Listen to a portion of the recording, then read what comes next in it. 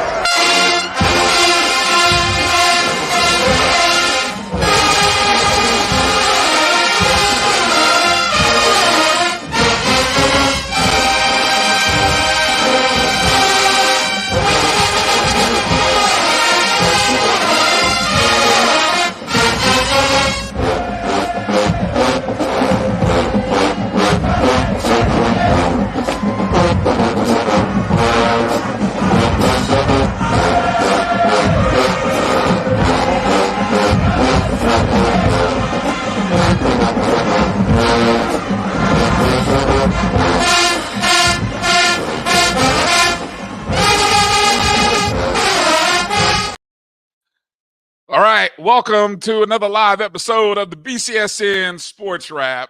Bryan, A.D, Drew with you on a Sunday evening. Drew, I just thought it was kind of appropriate to kind of play that song to open up the show for two reasons. Two reasons. One, the most imitated band in all of the world, the Marching 100, had their 78th birthday yesterday. So we say happy birthday to the Marching 100 Hubba Hubba.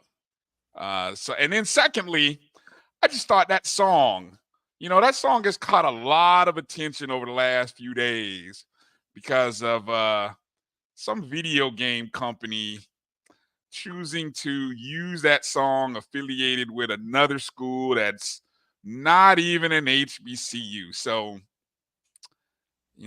all the stuff we do, once again, gets appropriated and used and repurposed for other schools. But so I think we're going to, we'll get into talking a little bit about the history of NEC and just, the cultural appropriation or misappropriation. I don't know what the right definition or word is, but how many other schools use that song? I think every HBCU uses it. But I mean, in terms of the popularity of the song, grew out of the HBCU Saturday culture on Falls, and now, some other school in Louisiana uses. Yes, HBCU Band Talk says cultural thievery is exactly what it is. They went across the bayou and stole it. Yeah, so we'll get into talking about that. So yes, hello, welcome to another episode of the BCSN SportsWrap. Bryan, A.D, Drew. Yes, Jeremiah Clark. We are not a FAMU show. We are just two FAMU rattlers who just wanted to pay homage to the greatest marching band in all of the HBCUs. And out of fairness, we'll try to play some other versions of NEC throughout the show. Yeah, exactly. Going in the break, coming out of break, etc. etc. Yeah, maybe to give y'all a little bit of maybe we'll do all that. Maybe we'll do that. A little bit of flavor with NEC.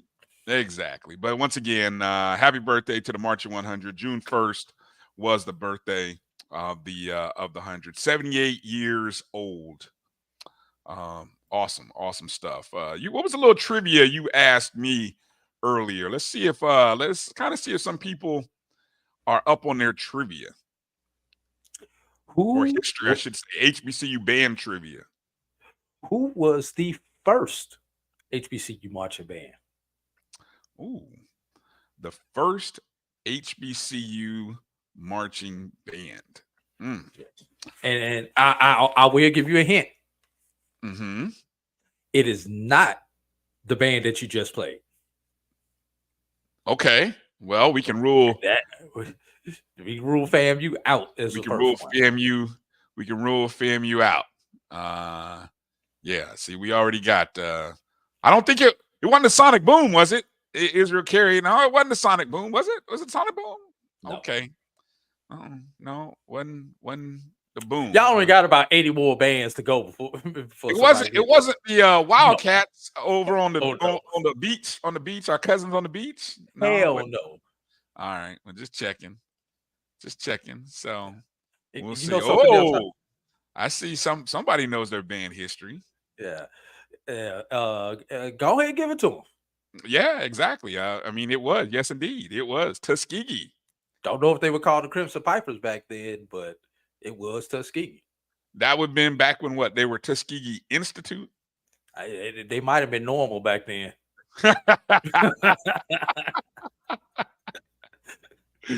Yes. It was Tuskegee Institute or something to that. First HBCU marching band.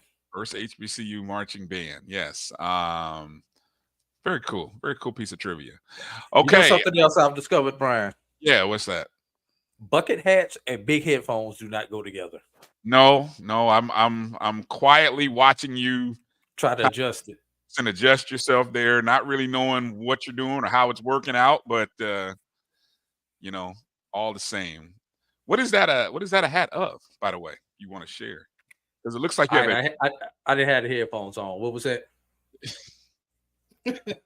What is that hat? Because it looks like you have a matching shirt to go with it there. I love it when you go shopping over the weekend and then you come back with new gear. I was thinking the same thing. Yes, JJ then came in. What does that say? What? Board HBCUs. JJ, exactly. Dynamite. There you go. Bam. Well said. Yes, everybody, come on. Yeah, I picked this up at the HBCU All-Star game. Okay, right there in Houston, H-Town. Yes, H-Town. Yeah, shout out to minority baseball prospects, minority softball prospects for putting on a great weekend. You were there for both, correct? Yes, I was. Okay, we'll get to talking about that weekend, that event. Do us a favor, hit the likes button, hit the stream, hit the thumbs up, hit the like button. You might be watching us on YouTube. You might be watching us on Facebook. We'll say hello to everybody that's watching us on Instagram Live, or maybe you're watching us on X. We say hello to you all. Yeah, even Mary says she likes that shirt. You want to give a shout out on where you got that shirt from?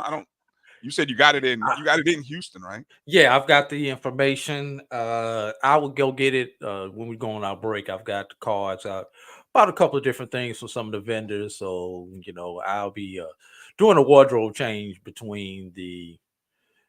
throughout the different segments here. Always love it. Always love it when Drew is in promotion mode. You know what I don't love? Uh-oh. Going back and looking at my credit card and realizing how much I spent on these, but I didn't spend a lot. But when you do $20 here, $20 there, next thing you know, when you get back to the hotel, you're like, what the was I thinking? Hey, better that than snacks, Drew.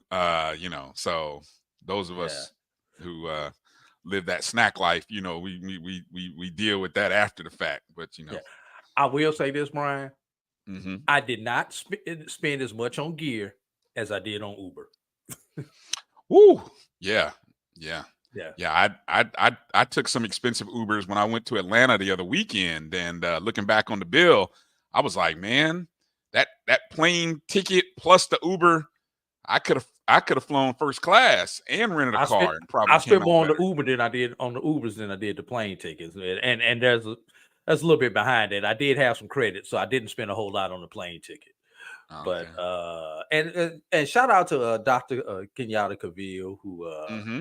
who gave us a good tour of Houston, I guess the museum district. We were in the medical district where we were staying at.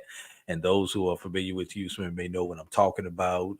Took us on campus at TSU where he works at. And of course, you know, U of H, where the All-Star game was literally right across Scott Street from Texas Southern. So appreciate that Frenchie's there, Doc. Mm-hmm.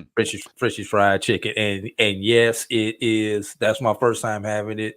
It lived up to the hype. So That good, huh? this is an unpaid endorsement of Frenchie's fried chicken in Houston, Texas. All right. Yeah, exactly. Shout out to Doc in there.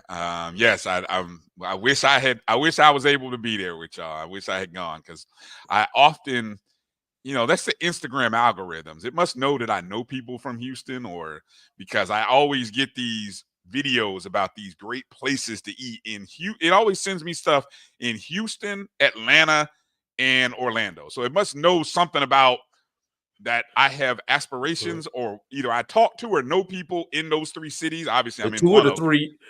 three you frequent a lot. Obviously, one because you live there. Exactly. Yeah. The other one because your family is there.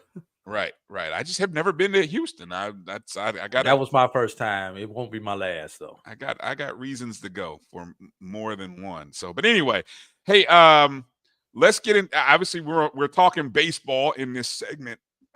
Excuse me. So I wanted to start us because I know we talked about, we had the fortune of bringing the SportsWrap to the lab on Thursday, and so we had a chance to kind of talk a little bit about the G-men. And so I got to give a shout out to these brothers right here, the Grambling State Tigers, who won their 10th SWAC baseball championship. Now, interesting enough, Drew, when we were going down the rabbit hole of history, this is only the 5th SWAC tournament that Grambling has won. The other 5 championships were won in the pre-tournament era back in the 60s. They won 5 titles. I think there was one stretch where they won 4 in a row from like 61 to 65, and then they won a title later in the 60s. And then, of course, they had a three-peat in the 80s, I believe. And then they won in 2010, where the current coach, Coach Pierre, was actually a player back on that team. So Grambling, of course, the story, a great run. I mean, an absolute run. We've talked about it. I'm not going to say ad nauseum, but I mean, we've talked about it enough to know that it was one of the memorable moments. And I think for Grambling State fans, you will remember that run. You will remember those players. You will remember guys like Cameron Buford and just the outstanding tournament he had. You will remember that tournament for years. So shout out to Grambling. Grambling participated in the NCAA regionals, which they had to go out. They went out to Texas A&M. Texas A&M, number 1 team in the country. So they were in the Bryn College Station regional. There you can see, along with University of Texas, Louisiana, and Texas A&M. So, matter of fact, I was sitting here. I've been watching pretty much all afternoon. I've been watching college baseball games. Been a few interesting upsets, some shocking stuff. But I've been watching the outcomes. So for Grambling, they had to open up against Texas A&M in their first game, and I guess Texas A&M is the number 3 ranked team in the country. Well, I don't know. I'm reading here from the SWAC website. They were the number 3 national seed. So I see the one here on this graphic, so I don't know if they were number one in the country. Somebody, if you guys know, let me know. But yeah, the Tigers. They were the number one in the region, Brian. They were number one in the region. In the regional. Okay. Yes. Okay. But nationally, so of the 16 seeds, if you're not familiar with how college baseball does, they have 16 seeds and they host 4-team regionals. And then the winners of those regionals square up against each other in super regionals, which is next weekend. Those are best of 3 games, and the top 8 or the 8 winners in those super regionals go to the College World Series in Oklahoma. And Dr. Cavill and G Boom, to answer your question. Okay, number 3 in the country, right. Number 1 in the region. Okay. And also, speaking of G Boom, I got to give him his propers for extending us hospitality on Friday night, also while we were there at the softball game. Okay, gotcha. So Grambling's opening game, they ended up losing to Texas A&M 8-0. I thought they represented themselves well. I mean, the run line, for those of you who, I pay attention to stuff like that. The run line, I think, was like 11 runs. So, I mean, the prediction was that Texas A&M would beat Grambling by 11 runs. They did not. 8-0 was the score. Mason Martinez, who went into the game 12-2, was the starting pitcher. And after a scoreless first inning, I guess I should silence my phone here. After a scoreless first inning, Grambling and Martinez ended up giving up 7 runs in the bottom of the second inning. And that's kind of what really opened this game up. I mean, again, the final score was 8-0. They had a 7-run second inning. The hit totals is what I was most pleasantly surprised at, and would say that Grambling represented themselves well, because as I look at the box score, Grambling had 9 hits, only committed 1 error. Texas A&M had 10 hits and committed 1 error as well. So, very well represented. I think, what was the stat we talked about, Drew? LOB. Runners left on base. And for Grambling, they left 13 runners on the base pads. And the obvious, when you go look at, say, well, who, how did that all play out? The number 2, 5, and 6 hitters. The number 2 hitter left 5 on base. The 5 and 6 hitters left 7 runners on base. So, that was sort of what the bugaboo for them. Again, Texas A&M left 7 on base. Both teams drew 6 walks. So that was even. Grambling did have 1 HBP. They hit 1 batter. Okay. So they gave them 1 extra base runner. Right, and there. Gave up 1 homer, but they did. Now, the one thing I did notice, a lot of stolen bases by A&M. I'm counting them here: 2, 3, 4, 6 stolen bases. So that's kind of, I got to imagine, getting runners into scoring position. And stolen bases is not Grambling's cup of tea, as they only had 1. Right. And here's another stat, Brian, that did not help Grambling out. Wild pitches. Committed 4 wild pitches. In the game. Yeah. Well, only 1 error. So, I mean, you got to imagine none of those really cost any run. Well, I don't know if it even cost runs or not. I'm not going to tell you I watched it. But the errors were even, so. Right. Yeah, they would take advantage of them. Just one other one. Grambling struck out 9 times. Texas A&M Grambling struck out 11 times, and Texas A&M struck out 9 times. Right.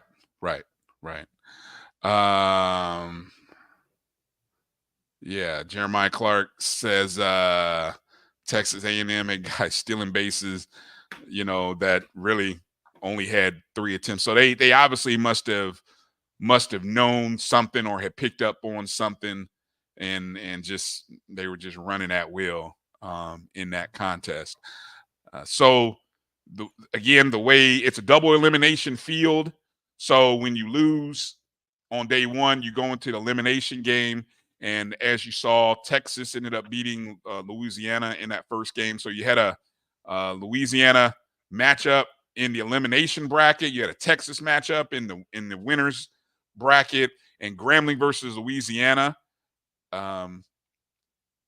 was a more competitive game for Grambling in the sense that, again, the run line was about 11, and I saw that 11, 12 runs or something like that. I was like, 12, 14, and 1 for Louisiana, 5, 8, and 3 for Grambling. Yeah, I had a feeling Grambling was not going to get beat by double digits or 10 plus runs. So but I stayed away from it though. I wasn't gonna risk it. So yeah, in that game, Grambling, Cam Buford and Trevor Hatton each had a home run in the contest. Hatton was 2 for 4 with 2 RBIs. Jose Vargas 2 for 4 with an RBI. Cam Buford 1 for 2 on the day. So Grambling's season, let's see, Louisiana was ranked number 22 in the country. So Grambling ends the season 26-28. And you mentioned something about you thought Grambling. Well, what was it we were talking about strategy of which pitcher do you pitch first? Obviously, Grambling went with their ace to start that game. That was Mason Martinez. You were saying you would have rolled Martinez out there for the second game, huh? Yeah, I would have flipped it too. I would have started Baez game 1 and Martinez game 2. I mean, let's be real. Of the 3 other teams, the other 3 teams in the bracket are ranked. Yeah. So, but the lowest rank of the 3 teams was Louisiana. So I think I would have a better chance picking up a victory against the lower rated team. So I would pitch my ace against that lower rated team. And you had an appropriate comeback to me when I said that, from a strategy point of view, it makes sense to pitch your ace against the other team's number 2, because you got to figure in that 2-3 matchup, their 2 number 1s winning that matchup. Yeah, but I also think it's a respect thing. I think you respect the fact that Mason Martinez had been the man all season. The Friday night guy. He's a Friday night guy. He's your number 1. I mean, I get it. And maybe if you had 2, a 1A and a 1B, but when you have a clear 1, I think you send 1 out there. I mean, look, you want to play against the best. And I enjoyed listening to the conversation that you, Charles, and Simone had with Coach Pierre. I think it was last Tuesday, past Tuesday. Yes. And I get the sense that he's a guy who's gonna send his best out there. And they're just gonna play and do what they do and have no fear and looking over their shoulder. And so I found it interesting him talking about the number of arms that were injured.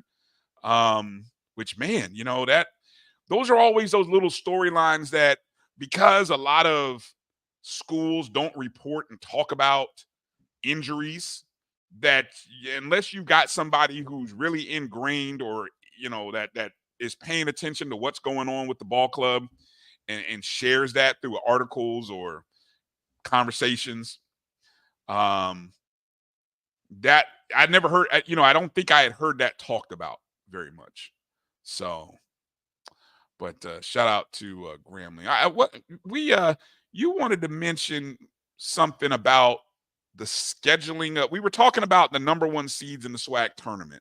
That Right. now, since COVID, we've had four tournaments, 3 in the expansion. Am I saying that right? No, 3 tournaments. 3 tournaments. 3 tournaments since COVID. 4 tournaments since COVID, 3 of them post expansion. Okay. And just to clarify for people who may not be familiar, since 2008, the SWAC tournament, baseball tournament, has been an 18 field. Yes. Okay. In the expansion, even you can even say in the post-COVID era, a number 1 seed has only won the tournament 1 time. And that was Alabama State 2 years ago when they were a 1 seed in the East. Correct. Now, post-COVID. But I do have some numbers. Before we take a deep dive into that, I want to get some of these questions out of the way that some of the people who have questions and comments that people have been saying. Okay. All right. Go ahead. It related to the baseball tournament. Okay, go ahead. All right, let me see. Let's go back. We hold that one for later when we talk about the All-Star game. We hold that one for later also. It's just an interesting comment. Blue Jacket. Yeah, I actually had some Rolls Royce pop up on my Sirius XM app while I was driving home from the airport today. So just kind of interesting. Rolls Royce. What song is that? Car Wash. Car Wash is the most famous one. Car Wash. Okay. Yeah. Interesting. I love the beat on that Car Wash though. I love the beat on that. Yeah. I don't know what Blue Jacket had come up, but they had a few other hits there also, but that's probably the most notable one. Jeremiah Clark, does anyone else notice how extremely small in weight that SWAC players look when compared to other baseball players? How do we fix that? Got the answer right here. Next comment.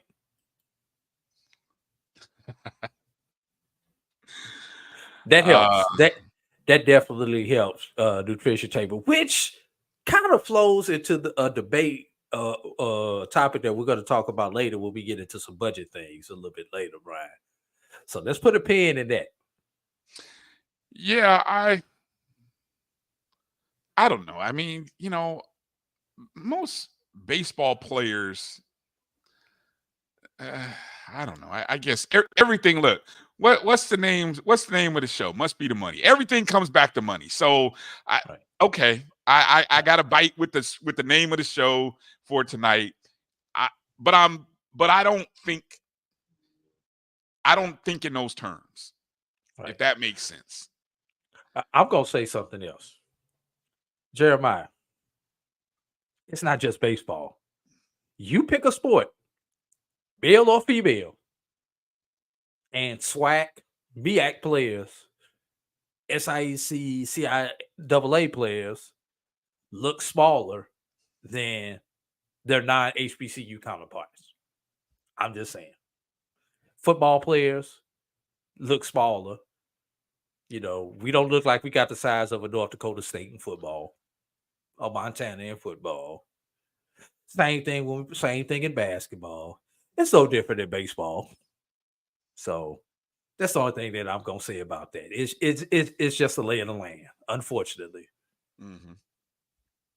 All right. What else I'm gonna skip to this with Dr. Cavill. That was Martinez was actually Grambling's number 2 pitcher. The number 1 was hurt in the game against Texas Southern in Houston. With a 12-2 record, he was the number 2 guy with a 12-2 record. Really? Don't forget, he said he had like his top 2 or 3 pitchers were unavailable for the SWAC tournament. So I can believe that. Okay. Wow. Coach Pierre did say that. Yeah. So, but Dr. Cavill, I guess what I was saying is your best available was Martinez. So I'll throw him number 2. There may be a better way of saying it than your number 1, your best available. All right. And this actually goes back to the tournament. And I don't know if you were there for when this call occurred, Brian. No, this was during the championship game. Yeah, explain the call when the runner was called out and JSU was awarded a double play. The runner, I do not remember who the runner was ruled out for interference. That's what's going to be my guess. Right, for not sliding into basically not sliding into second base and not allowing the fielder the opportunity to cleanly field the ball, the thrown ball. And in that instance, the umpire has the right, if he deems that it would have been a double play. First of all, the run is out because of the interference. On the double play, potential double play ball, the umpire has the discretion, if he thinks it would have been a double play, to award the second out. A lot of people don't understand that rule. And in that case, because of the interference, and we had another interference in the game at some point in time, all runners must return back to their original base. Actually, I think that was on that play that I'm thinking about, because there was a runner on second base who actually came around and scored on the wild throw, and they actually had to put him back on second base because you have to go back to the last base occupied on any type of offensive interference. So I see that Jeremiah said it was called a force play slide rule. Yes, force play slide rule. Correct. Something along those lines. Yeah. And just so you know, some umpire discretion things. There are plays, we all know the famous ground rule double. Ball bounces over the wall, one bounce over the wall. But there is a rule in there where umpire can award third base on certain plays to the batter runner. So, but we're not gonna get into those doubles. I mean those things.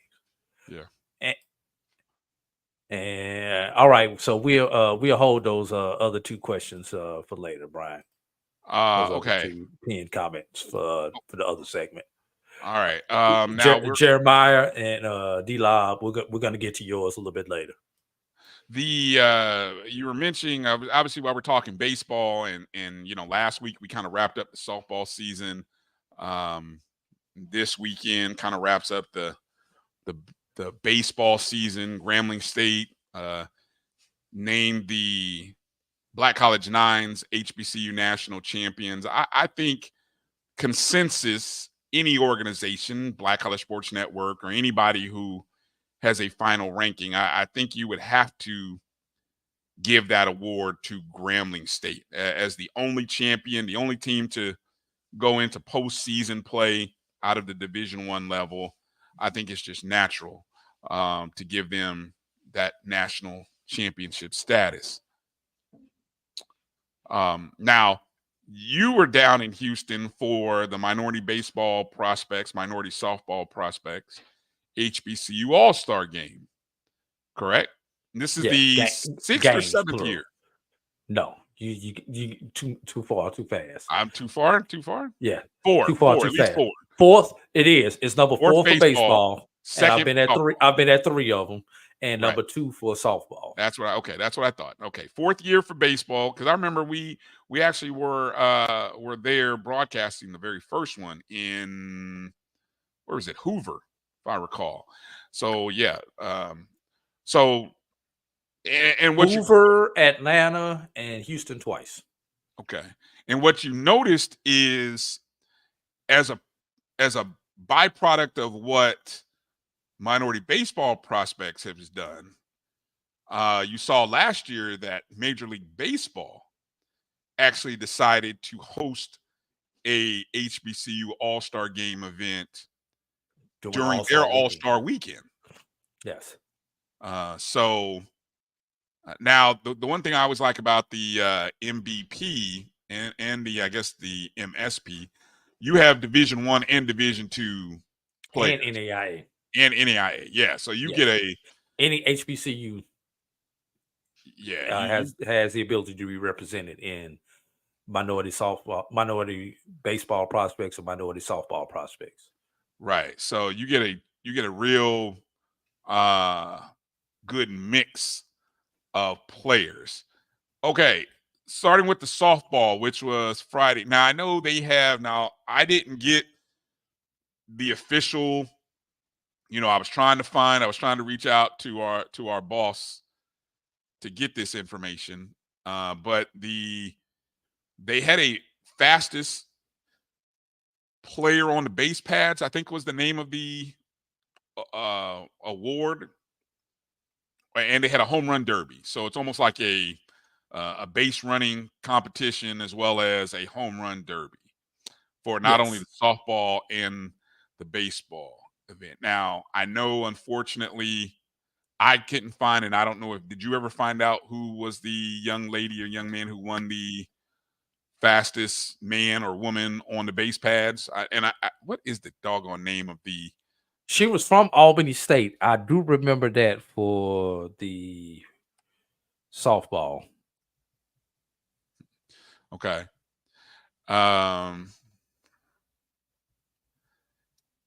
And the home run derby champion actually is a young lady from Prairie View, right? Yes. Matter of fact, you ready to hear from her, Brian? Sure, you spoke to her.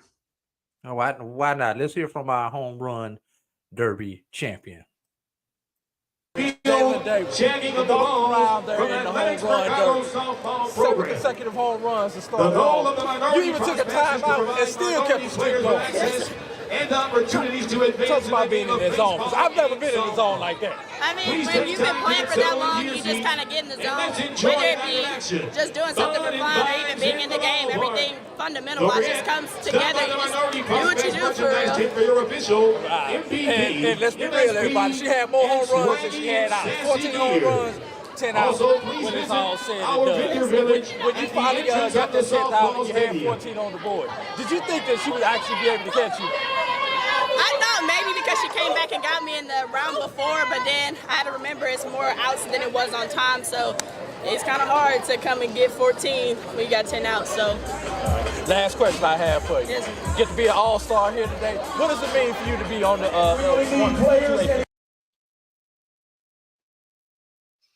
All right, and that's looks like part of the interview got cut off. But all right, that's Jalen Ariel from Prairie View. yes.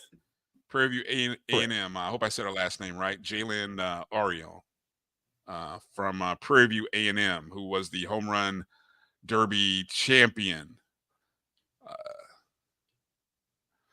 Any thought? I was kind of looking and seeing if. As I'm taking a look at their Instagram MVP takeover, I'm just trying to see if I find anything on here regarding the All-Star game. Now, one of the cool events is that they also do a combine. Yes. So it's a good opportunity to kind of have guys out on the base pads and kind of running those combine type drills. Yes. For the baseball guys. That game was played at the University of Houston. Both games. Softball and baseball complex. Correct. Right. Well, and a little interesting nugget that you were sharing. I don't know. Do you want to share that? No, we're not going to share that. No. No, we don't want to get into that one. You don't want to get into that? Okay. All right. Yeah. We'll leave that alone then. Why wouldn't minority prospects have the game at HBCU school? Does Texas Southern have a ballpark? I'm assuming they do, yeah. They play. I know baseball plays at McGregor Park. I'm not 100% sure where softball plays at, if they play in the same facility or public park. But if you saw and I'm supposed to go here, Brian. Say it. Go there. None of our HBCUs have a facility that would give all the ambiance and everything else that is deserving of your top caliber players in HBCU baseball and or softball, especially two of them are on the same campus. While some may have a good baseball facility, their softball facility may be lacking. Some may have a good softball facility, the baseball facility may be lacking. I mean, it's a Division I facility. I'm looking at the for UH those Houston facility, and it's nice. It's nice. Field turf, nice big scoreboard. You got a bleacher section and a grandstand. I mean, you could probably put about 4,000 people. You've got bench and chairback seats. Media box looks nice. Yes, it's a first class facility. And yeah, I'm just being real when I say this, and I hope nobody takes offense to it. But we got to, if we want other people to rent our facilities out for stuff more than the local men's over the hill beer league, then we've got to step up our game, my brother. It's just that simple. Yeah, it is. It's that simple. I mean, do more with more. Do more with more. There's no HBCU who had the facility to be able to host that game at the level that game was hosted at. And shout out to Alex, Reggie, and the whole entire executive board there at Minority Baseball and Softball Prospects, because every year that I have gone to this event, it has improved. And when I think they can't do a better job than they did the previous year, they surprised the hell out of me and add something new, add something better. It was a first class experience for those people. You know, there was a couple of hiccups due to the weather, which was beyond their control. Sure. But outside of that, everything that they could control was first class. And that's the important thing. You want to give those young people at the end of their season a first class. I mean, they get a first class combine. I know that I remember even in year one, they did a great job of taking care. So I know in year one, they took care of the guys real well with swag, with gear, and just the opportunity, the sessions, the just everything, the travel to and from the places that they stayed in. So I imagine if that's what it was, and I, like I said, I haven't gone in the past 3 years, but I remember year one. So if I'm hearing you talk about it in year 4, I know they're giving those guys a first class environment. And so, yeah, you want to give that. And Dr. Cavill brings up a great point. While Prairie View may have the facilities to do both, then you have to get into sponsors, local sponsors in that area, because it is, it's in the Houston stratosphere, but with it being outside of Houston, will you still get the same level of sponsorship? PV is what, 30 minutes outside of Houston on a good drive with no traffic? Depends on which direction you're going in Houston, which airport you fly into. Right.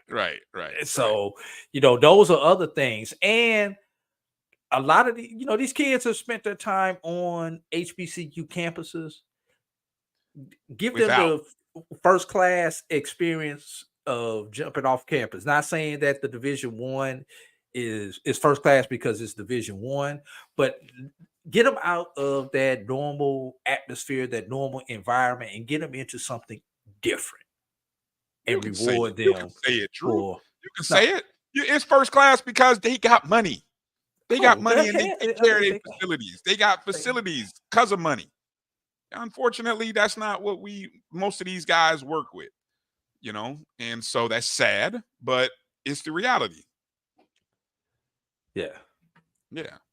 Let me give a shout out to the baseball home run derby king, none other than FAMU's own Jan Michael Bastardo, who won the home run derby for the men.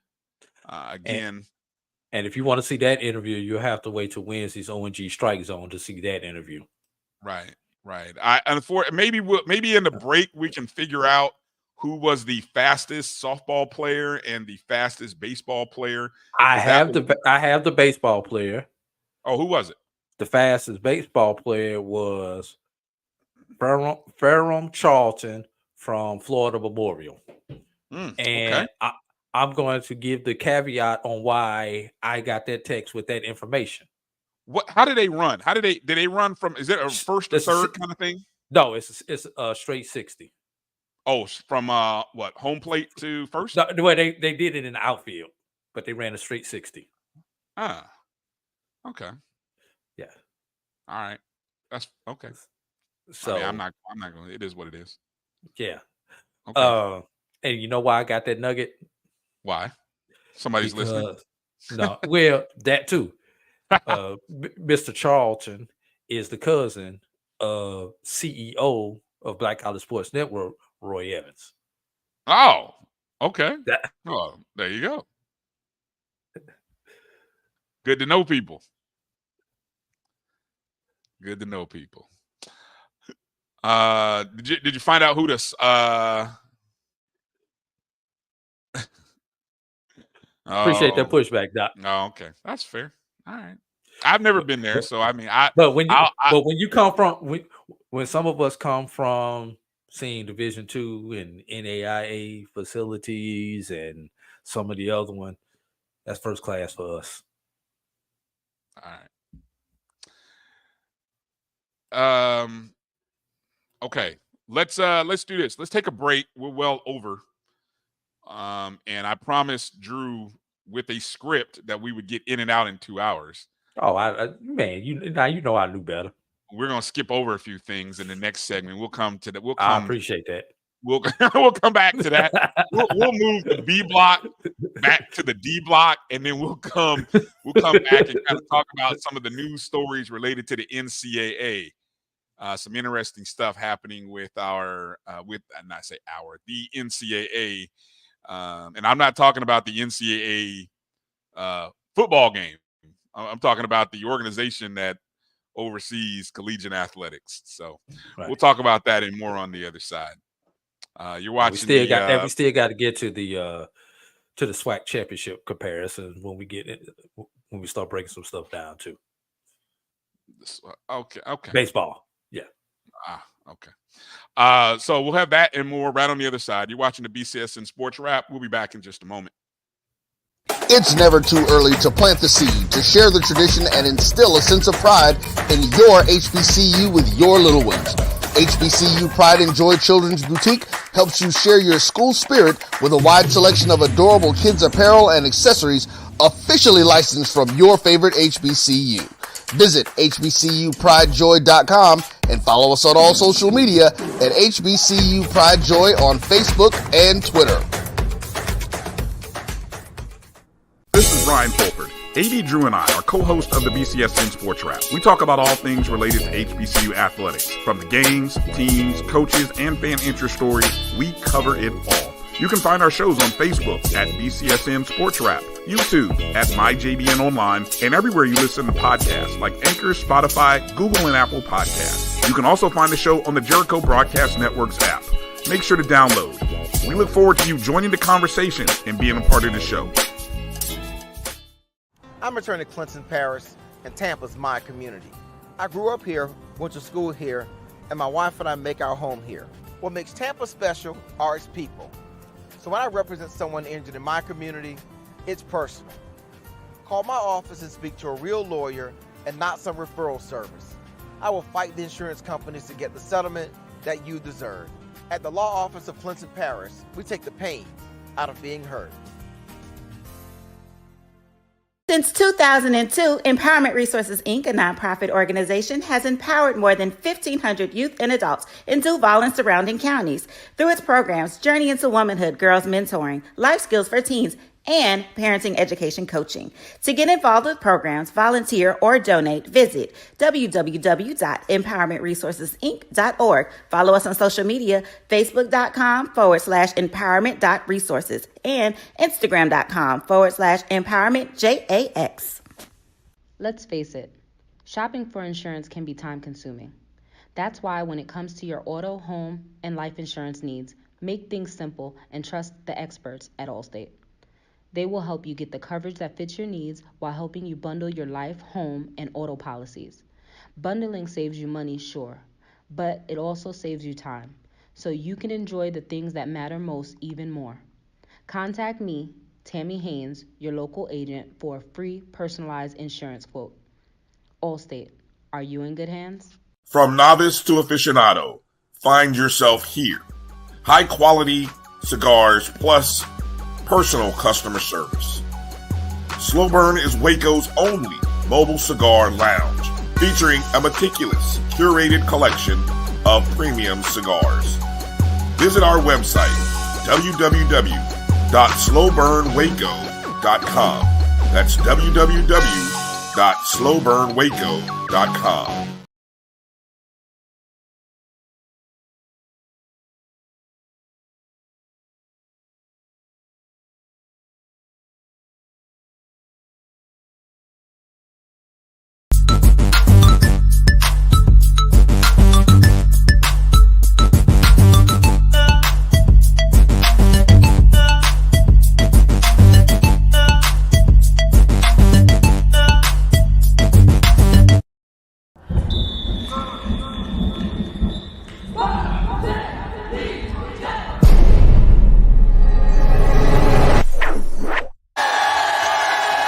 Number 28, RJ Cole.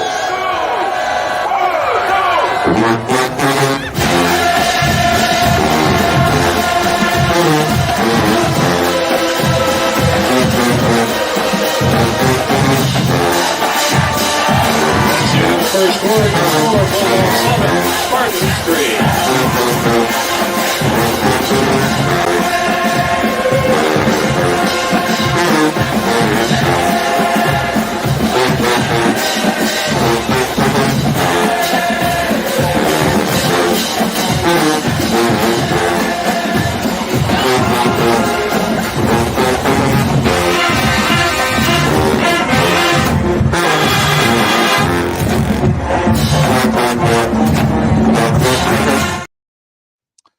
All right, welcome back to the BCSN Sports Wrap. Bryan and A.D here. That was the Spartan Legion, their version of Nick. Shout out to the Spartan Legion. My father, my aunt, I have family members. I don't know if they were the Spartan Legion back in the 60s, but they all played in the Norfolk State College band. I don't know if the Spartan Legion is what they were called, but shout out to them. There's a great article that originally was written by HBCU Game Day that talked about the origins of NEC. And if I recall the article, it's Norfolk State who is credited with being the first band to play NEC. See, here's Israel. See, that's not how NEC goes. Because now, see, this is what's always so interesting about that. Who has the best version of NEC? That's beauty's in the eye of the beholder. We may have to do a contest here. So if anybody, I'm telling this now, if anybody else does this, that's because they watched our show and they steal this idea during the course of the week. I'm laying claim to this. Just shut up now, Bryan. Shut up. Okay, but you said it first. You said it first. But anyway, you said it first. Just shut up. I'm promoting it. I'm promoting it. But anyway. This Twitter poll. Hey, look, okay. But anyway, it's too late, Doc. The cat's out the bag. It's interesting though how I always affiliated NEC with the SWAC.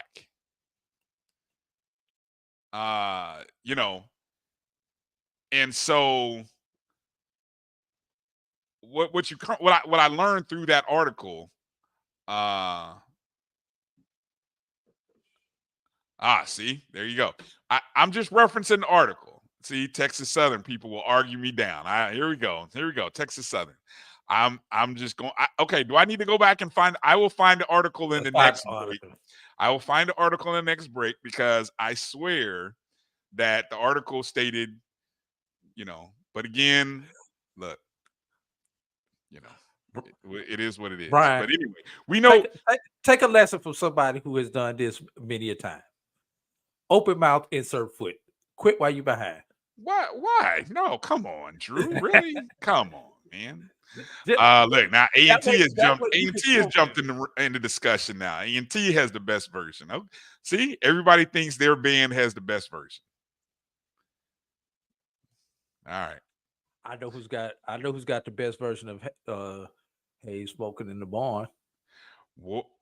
Boy, look, I still remember the first time I heard them play that. Drew, my eyes went big. I was like, yo, are they playing Hey? Yeah. And you gotta have the sousaphone section to be able to play that. No, I'm sorry, Band Talk. No, I'm not giving you this one. No, y'all sousaphone does not even like. I don't even want to get into a band discussion like that. That's another show. Woo! I gotta find that, Drew, because I haven't heard that version in a while. But the first time I heard it was at the Classic Band Talk. So I'm just let you know, Theron. That's the first time I heard it was at the Classic, and they played Hey, and woo. I hadn't seen the students go wild like that since I was on the yard. But I was like, man, that was serious. Okay. Hey, Brian, before we go, before we get off of it, G-Boom just sent a video to me of the fastest runner. So I wanted to, and I just lost the doggone video. I wanted to go ahead and play that right quick if I could before we move on. I love this. Doc said the SWAC will say it's East Coast bias again. Yeah, that again, that's oh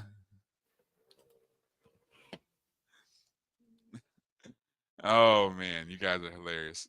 All right. Well, I think there's only one way to resolve it, and I think we've already discussed how.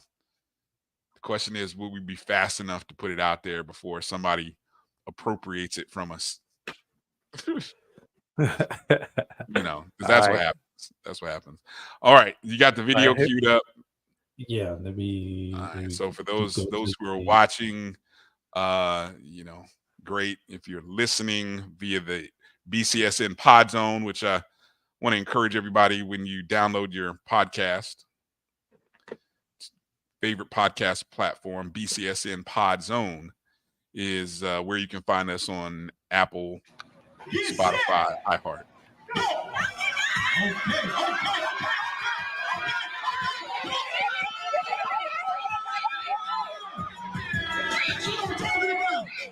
Now it's did a lot of skipping there, so I don't. Maybe that's just my connection. I'll rewind it and do it again. Yeah, do it again and see if maybe it was my connection. I couldn't really. Oh, I lost Drew. Well, there you go. I think Drew hit the wrong button, or either one of the things, he hit the wrong button, or his whole computer just crashed on him. One of the two just happened. So that's what live television does to you. Welcome back, Drew. Yeah, hit the wrong button. Yeah, that's what I told. That's what I said. So it must have been my connection. Doc's watching. He said it was good. So okay, this is much better. All right, so this is the softball. It looks like that's the softball players.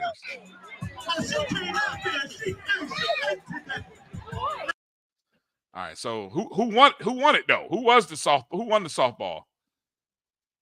We still don't know the name. The young lady from Albany State. Okay. I cannot remember her name. Okay, we got to find her name, Drew, so we can give her a shout out. Yeah, we need to give her a shout out. Speaking of shout outs, want to give shout out to Kimberly M. Hatter, Esquire. Her organization made this shirt that I picked up at the game. Purposeful Brands and Strategies. And she's the founding and managing partner. And the reason I bought this one, Brian, not for the design, and I'll turn around so you can see the back.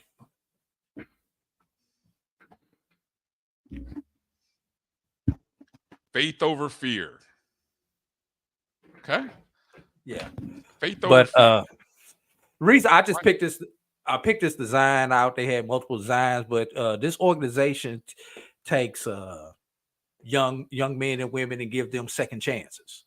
When I say young men, these are teenagers, 16, 17, 18, 19 years old, who've been a part of the system, and get them to hone those street skills into different things such as entrepreneurship,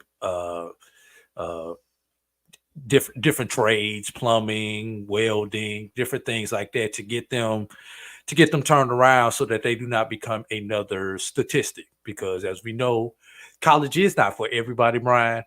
And the one thing, especially in a lot of our communities, when you do not see a way to feed your family, economic opportunity, the streets call, and a lot of time, a lot of our youth answer the phone. So this is an organization for those who have taken that phone call to try to get them back down the right path. So I just felt obligated to buy a shirt from them, just more for the cause than the design.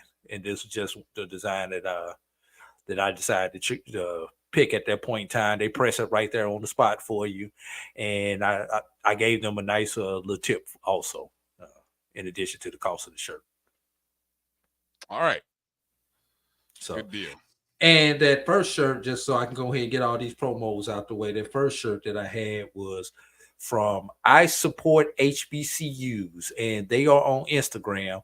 The letter I Support HBCU with an S on the end. You can go follow them on Instagram, and they have merchandise that you can order from them. So they had a lot of nice shirts there. So and they also have a scholarship fund that they do. So part of the proceeds from the sale of their merchandise, and that bucket hat that I bought both of those from the same vendor. They did have baseball hats. They call them dad hats now. Don't know why, but they had them there. But I've got enough regular hats, so I had to get something different, and I needed a bucket anyway. So, all right, I do like the bucket hat though. It's nice. Yes. Okay. Madison Hurd, says Roy. What's the name? All right. Madison Hurd. Okay. Okay. Good deal. Appreciate that. All right. So over the weekend, obviously this is the beginning of June, but at the end of May, the NCAA came to a couple of decisions, or a couple of agreements were reached. And so I'm reading here from out of an SI Fan Nation page here, web page, but essentially the story is from USA Today Sports. Headline reads, NCAA athletes will be allowed to transfer an unlimited number of times without penalty. The NCAA and U.S. Department of Justice have reached a settlement that will also restore a year of eligibility for some student athletes. So that story, in conjunction with the NCAA agreeing to a $2.8 billion settlement that will see back pay go to thousands of current and former student athletes in a landmark case that has helped usher in schools sharing revenue with players. So a lot of things to break down here. Let's start with the big behemoth one, which is that $2.8 billion settlement. And again, I'm reading right out of the article here. So from USA Today Sports, according to the framework of the settlement, power conferences will pay about $644 million annually in damages, while the 27 non-power conferences will pay $990 million. You know, what's the math on that, Drew? 990 divided by 27. I'll let you figure that out while I keep reading. Give me the number again. $990 million among the 27 non-power conferences. Those numbers were determined by a formula that calculated the amount of distribution. 36. Hold on. 36.6 million. Hold it. Those numbers were determined by a formula that calculated the amount of distribution a league earned over a 9-year period starting in 2016. According to documents obtained by Yahoo Sports, most of that distribution is from units earned in the NCAA men's basketball tournament. So, what was that number again? The 27 non-power conferences will pay 36 points. We'll round it up. 36.7 million. All right. So again, who was a part of that non-power conference? We're talking about the SWAC. We're talking about the MEAC. And that's over how many years, Brian? Now that's the part that I am looking for. I think it's over like 10 years. I thought I saw a 10-year time period. So 3.6 a year comes out of somebody comes out the budget. Okay. So 3.6 a year. Now again, the 644, the power conferences. Now you noticed, this is what I'm curious about. There used to be 32. I don't know how we qualify to Pac-2, formerly Pac-12. I don't know if they're considering them still. I don't know if it's still considered a Power 5 or a Power 4 now. With all the changing landscape. Now, continuing on here, non-FBS leagues tried to push back on the deal, but to no avail. Starting in 2025, the NCAA. Okay, so let me stop there because that's the first one. That's the first part. There's more that comes with that, but what's your initial thought to that? And again, we're talking 26 to 17. So essentially, Drew, any former athlete, Division I, so any athlete who was, participating in college athletics from 2016 to 2017 gets to be a part of this suit. Beginning in 2016-17. The 2016 fall, the 2016-17 academic year. Yes. Wow. I am happy for the student athletes who are getting their just due for the hard work, sweat, and tears that they have put in and all the revenue that they have generated for these universities and have been I won't say unfairly, unequitably compensated for their hard work, blood, sweat, and tears. To me, Brian, it's like when Brian, you were in the School of Business with me, correct? I was. Did you take Ravenel's course? I did. And what was Ravenel's? Ravenel. And for those that don't know, Attorney William Ravenel, rest in peace. Yes, good man. Was chief legal counsel under President Jimmy Carter, and was a professor at the School of Business and Industry at Florida A&M when Bryan and I were there. And he taught, what was it, business law or something? I think it was business law. It was a business law class that he taught there. Everybody had to take it. And his famous quote was, "Sue everybody and take the one with the money to court." That's what this is a case of. Because with the multiple lawsuits that have come against everybody, you've seen groups try to unionize and go against different schools and things like that. Finally, they got the big fish. They got the NCAA. They got them into court and got them to settle. Well, it's kind of like when somebody sues the city that you live in. Yeah, the city is held responsible. Is held liable. But what does the city get its money from? It gets it from you, the taxpayers. Us. Yeah. So this is that double-edged sword. Yeah, it's great what has happened until you realize, damn, who got to pay for this crap? The same people who are benefiting from this are ultimately paying for this on the back end. What I find interesting, and I was just doing this because I haven't seen this written out anywhere. But think about the numbers, right? Now,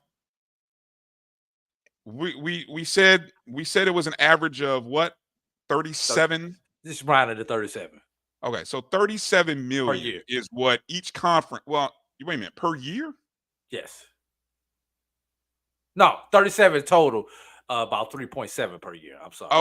Okay. So that's right. Because so now here's a couple questions that I don't know has been stated, right? And this is, what is this, Doc's clarification about the Pac-2, Pac-12? Yes. Okay. They vote like the rest of us now. Okay.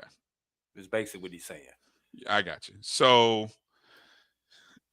but 3.2 now, again, going back to 26-17, I was just roughly doing the math. I haven't seen it described anywhere. If you were in school, let's say if you were a freshman. Now, is this, and I don't know.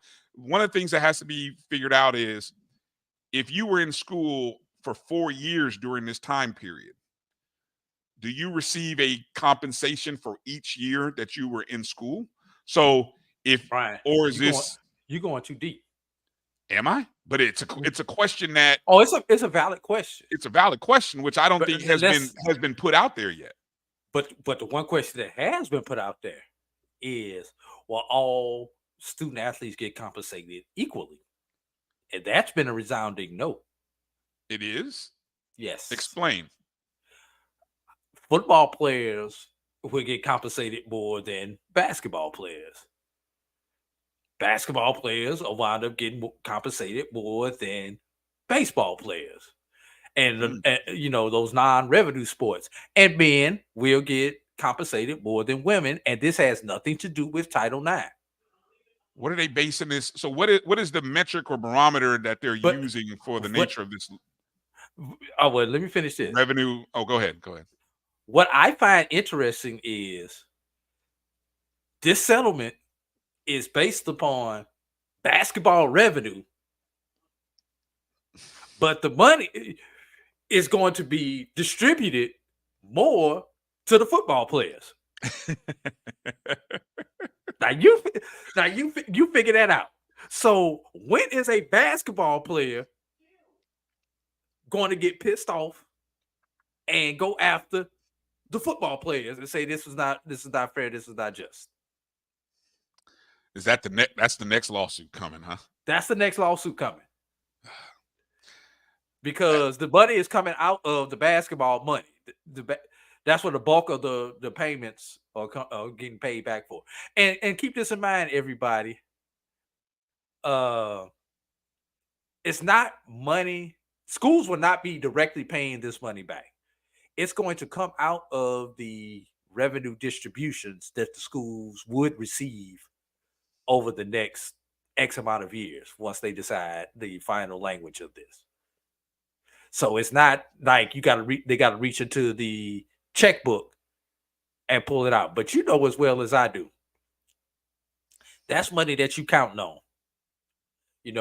When you get that extra, when you get that extra check, let's just assume that you got an extra room in your house and you're renting it out. You've been renting it out to a boarder or somebody forever, and then that person moves out. No, you're not.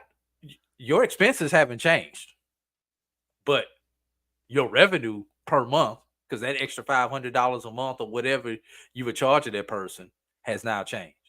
You still got to. Your house note is still the same. Mm-hmm. Your car note is still the same. Your electricity may go down a little bit, but bulk of your bills are still going to be the same. That's what this situation is. You don't have that extra stream of revenue coming in. And now we're going to get into it, but when we talk about some of those athletic budget numbers that you pulled up in reference to the Commissioner's Cup and the SWAC, think about the hit that a Valley, a UAPB, an Alcorn, and those were the three lowest revenue teams in the SWAC, budget wise. If I remember when we were doing that research this afternoon. Yeah. All right. How's- So I want how's to be that gonna quick about affect- this. Yeah, I mean, there's a lot here. Last comment. Last comment on this. Will this force some teams that have been in Division I forever to take a hard look and decide if they need to drop down to Division II? Will that be a ultimate fallout from this? Will some teams that have been competing at the FBS level and jumped from FCS to FBS have to, not want to, but have to for financial reasons, go down to FCS, especially when you consider the private schools and the underfunded schools such as our HBCUs and other minority serving institutions? Your mic now. I'm still thinking back to the whole framework and distribution. Now that you've given me a better picture of this, and I know Doc says it hasn't been decided yet, and I find it hard to believe. And you know, I don't know the judge in West Virginia that's presiding over this, but once you establish how you're going to pay the players, because again, I go back to if you're starting from 2016. Now imagine if you're a freshman in 2016, right? Then you were probably worth 4 shares, meaning each year's worth a share. Yeah. So let's think of it in that term. I'm with you so far. You know, each year is a share. Obviously, if you're a senior, you're only going to get 1 share. When the season started. Right. If you're a junior, you're only getting those 2 years. Now, obviously, the more years you were in school, the more shares. And God help you if you were then part of the COVID class where you've been a part of the NCAA for 5, maybe some 6 years. Those guys are with the opportunity for 7 now. those guys are even getting more shares. So, okay. And so that's one thing about those shares. That's the first thing that kind of strikes me as interesting. One thing about those shares, Bryan, and this is the accountant nerd in me coming out on this. Are we adjusting those shares for inflation? Because $1 in 2016 is not worth the same as $1 is in 2024. Jeez. Okay. Well, now you've thrown accounting into this, and that was a subject that I sorely struggled in, so I'm going to stay away from that question. But it's a good one that you proposed. I was just going back to the whole equity of men versus women, not even football, basketball, right? I'm just talking men versus women, and I heard gender in general. Gender in general, which, Jesus, man, you talk about a mess. The fact that this thing could get wrapped up into 3 years of legal battles before anybody gets. How long did it take for the Ed O'Bannon case to finally make its way to a conclusion? Didn't that thing take like 5 Ed O'Bannon years? was what, 95, 96 when he brought that. When he bought that long ago? When he bought the original suit up, yes. Really? Yes. Wow. Okay. And you ironically, do you know where it started at? No, I don't. Over EA Sports NCAA basketball game. That's what gave him the premise to start this stuff. Right. Yeah. Funny. And yes, that's right. Okay, I do remember. Along with the fact that they were still selling number 31 at UCLA 10 years after he had played, and a few other things. All right. So Doc said it's about a 10-year time window, and I'm not.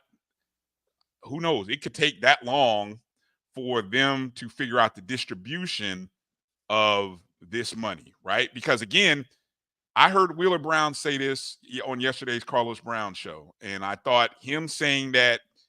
and I think I'm gonna surmise what he said about every student athlete should be paid equally. Now, because and he was relating it to this new, and which is the little caveat that we talked about, is that the NCAA allows now for will allow colleges to pay their student athletes via a sort of salary cap model of $20 million a year. Now, again, if your university has the ability to pay its student athletes $20 million, we don't even have a HBCU with a $20 million budget. Exactly. Right. So I don't think that particular one is referring to there are a lot of FCS, even there are many FCSs who don't have a $20 million budget. So I don't see how that's going to happen. So there's just one more separator that is going to be created between the haves and the have-nots, right? But I'll come back to saying back to the distribution thing.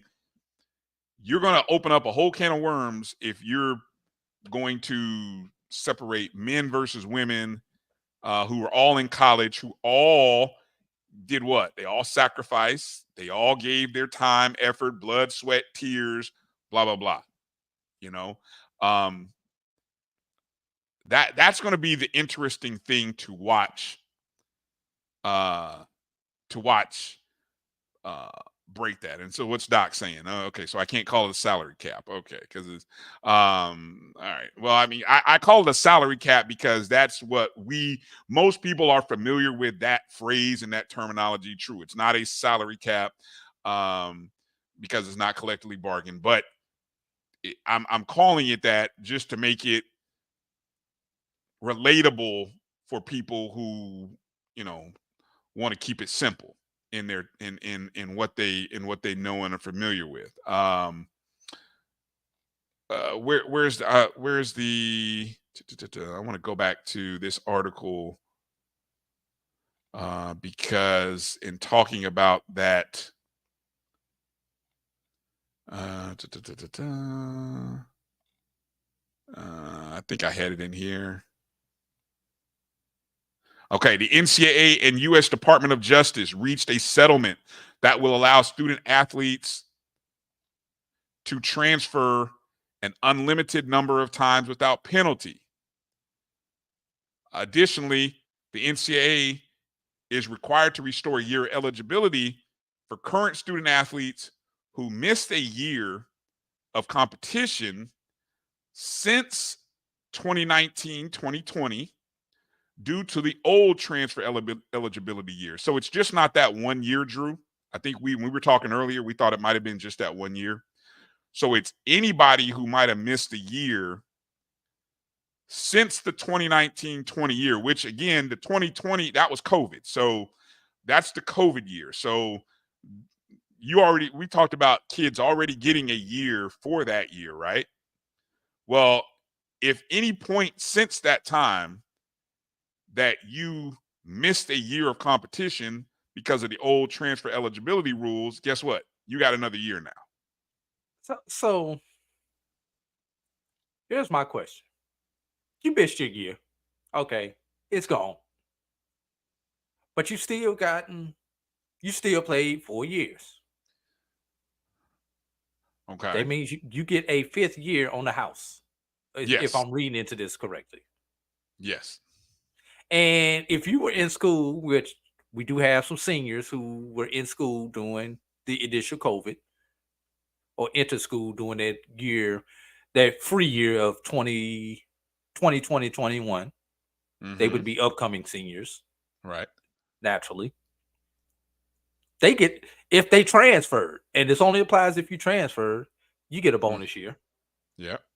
So you get a year, and you get a year, and you get a year. So in theory, we could have some 7-year players. We thought we were done with those. We really thought that like this year was going to be I think a lot of people talked about this last year being the last. There were a lot of 6-year guys last year. Yes. But now anybody who might have got hit with that holding out a year. Or now, does this even qualify for? Let's say if you had to transfer. Here's a question. It was the second. See, the thing was you got the free transfer. It was the second transfer that people lost a year with. But what about those people that had to transfer from Division I down to Division II, or right? If you had to transfer down so that you didn't lose a year, do those guys count? Because those guys could theoretically say, well, in order to not lose a year of eligibility, I transferred to Division II. Well, with the new transfer rule, it didn't matter as much. It didn't matter like it used to be before, where you had, if you wanted to be immediately eligible back in the day, this is how we lost Willie Simmons at FAMU, was because you had to transfer down in order to be immediately eligible back in the day. Right. When they did the transfer rule, the transfer portal, when it first came on, you was able to transfer laterally without losing a year. You're right.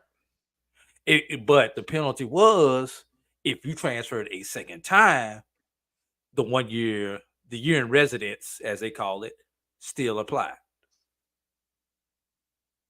Now the year in residence requirement is gone.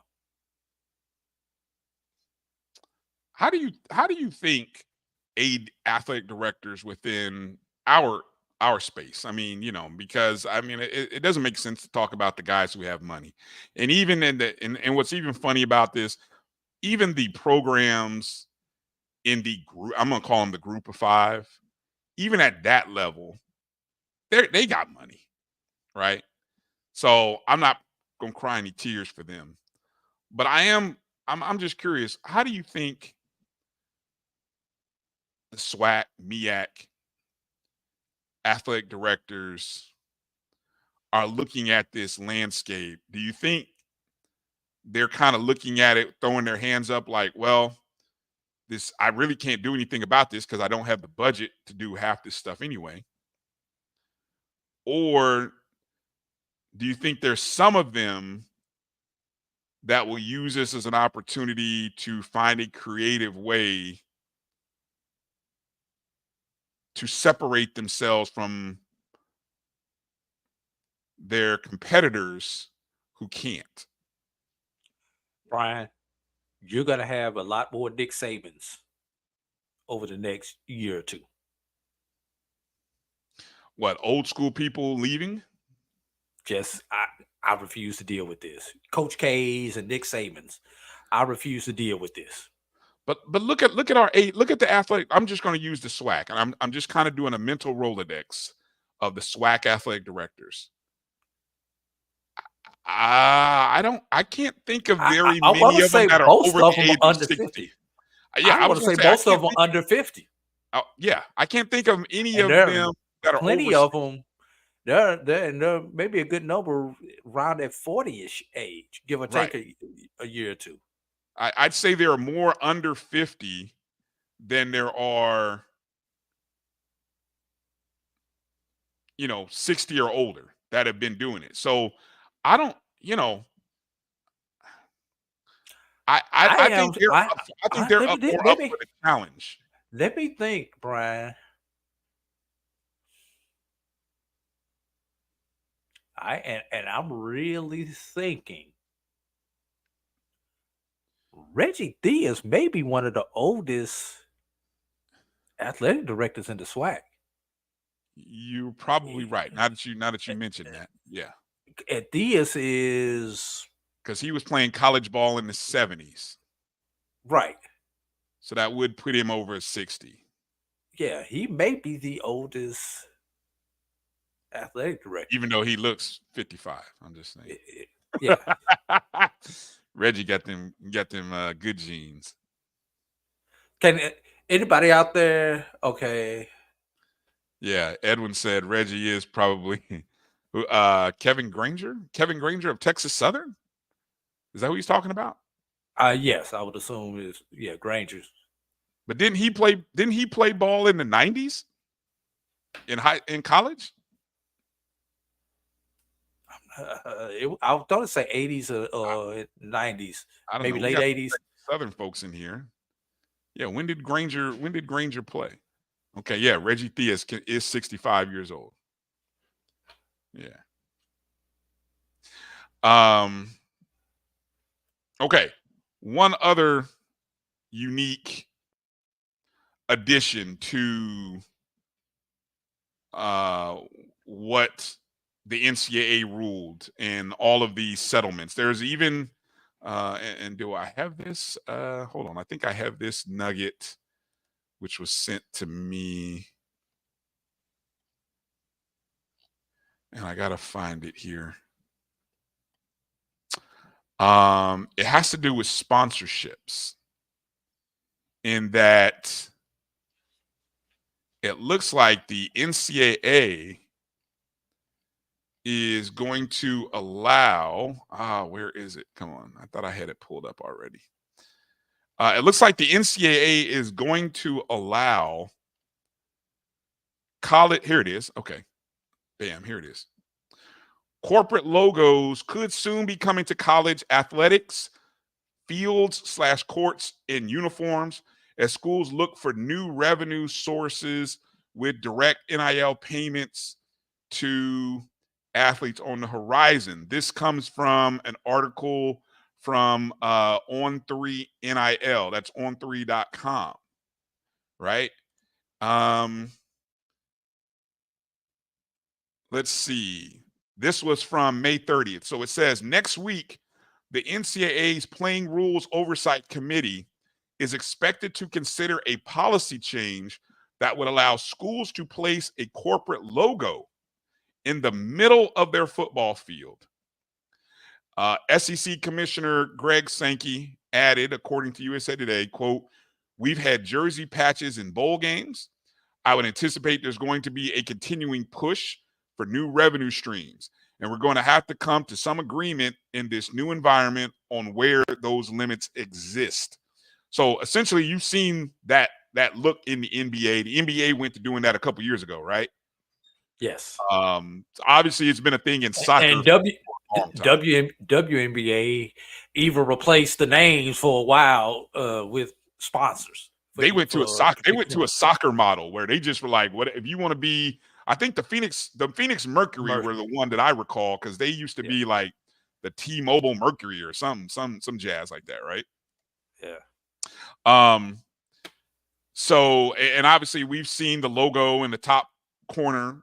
So obviously you have the shoe brand company. You've seen the Nike, the swoosh, the Reebok, the Adidas.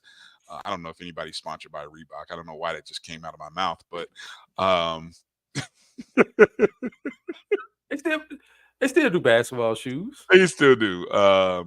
Yeah. So what do you think about corporate sponsorship, Drew? Now, this is where I say being a young AD, on the side of being a younger AD, and Doc Cavill just confirmed. I thought Granger played in the night. Granger's as old as I am. So there we go. He's probably about as old as I am. So that means he's under 55. Right at 50. Right at 50. Shut up. Under 55. This is now. I've moved the bar up now. Now I'm under 55. Brian, you only got 2 more boxes to check on those surveys. Stop it. I already got my ARP card, Drew. See? Hold on. Like, where is it? Hold on. I got mine at 48, bro. You got your ARP card at 48? Hey, they let me get it. Hey, I take a discount anywhere I can get it. Anyway, I'm still trying to figure it out. So just pay the $10 to be done with it. This is the corporate sponsor. So I'm looking at all the things of how can HBCUs benefit from some of these new policies. And I know we've talked about the NIL space being a challenge for HBCUs, right? Because it does require the collectives. And to my knowledge, only about 3 schools in the SWAC have a collective, if I'm mistaken. I think Alcorn, Prairie View, Grambling. Those are the 3 that I know of that have collectives. You guys out there tell me if anyone else has a collective in the SWAC outside of those 3. I know FAMU is working on a collective. It just hasn't gone official yet. I don't know if Jackson State or Southern has a collective. They would seem like they should or might or will. Another What one about is MEAC schools?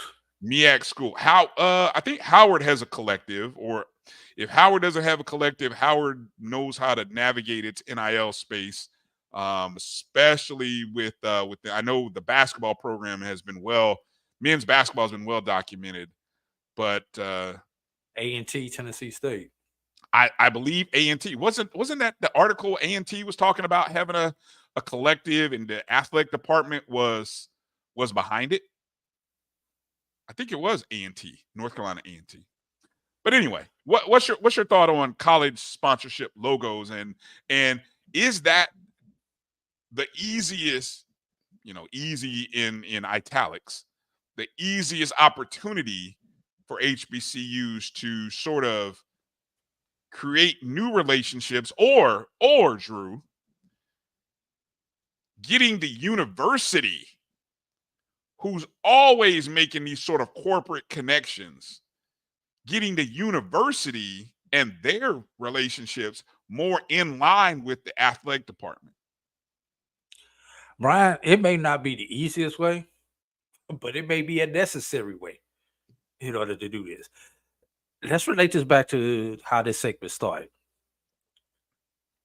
We're potentially looking at losing $3 million a year, $3 to $4 million a year for the next 10 years. You're damn right I need to sell anything I can at that school to make up for that deficit. I will sell the jersey, I will sell the court, I will sell the turf, I will sell anything else when I've got a $15 million budget and you get ready to take $4 million out of it. Hell yeah. I need some corporate sponsorship. Now, it's up to Mr. Athletic Director or Mr.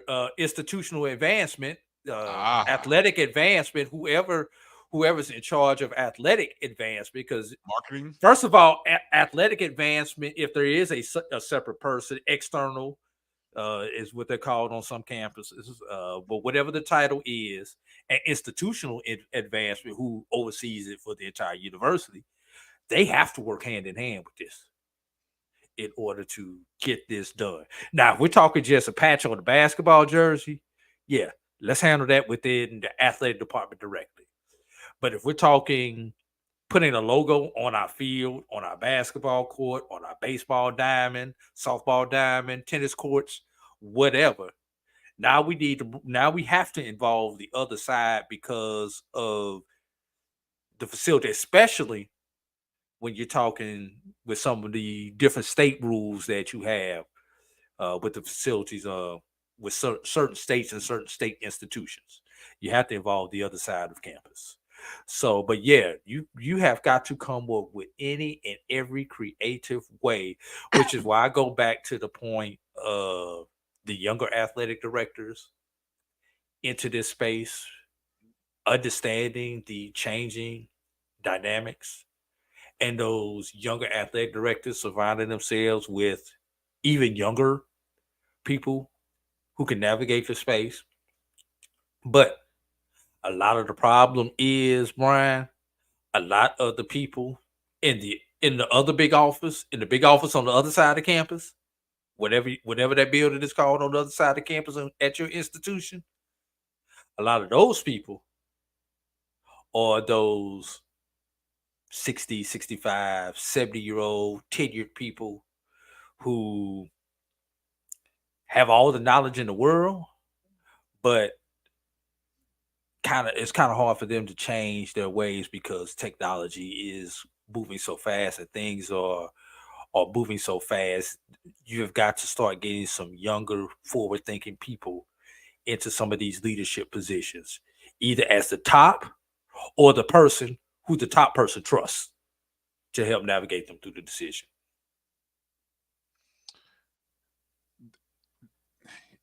More athletic departments,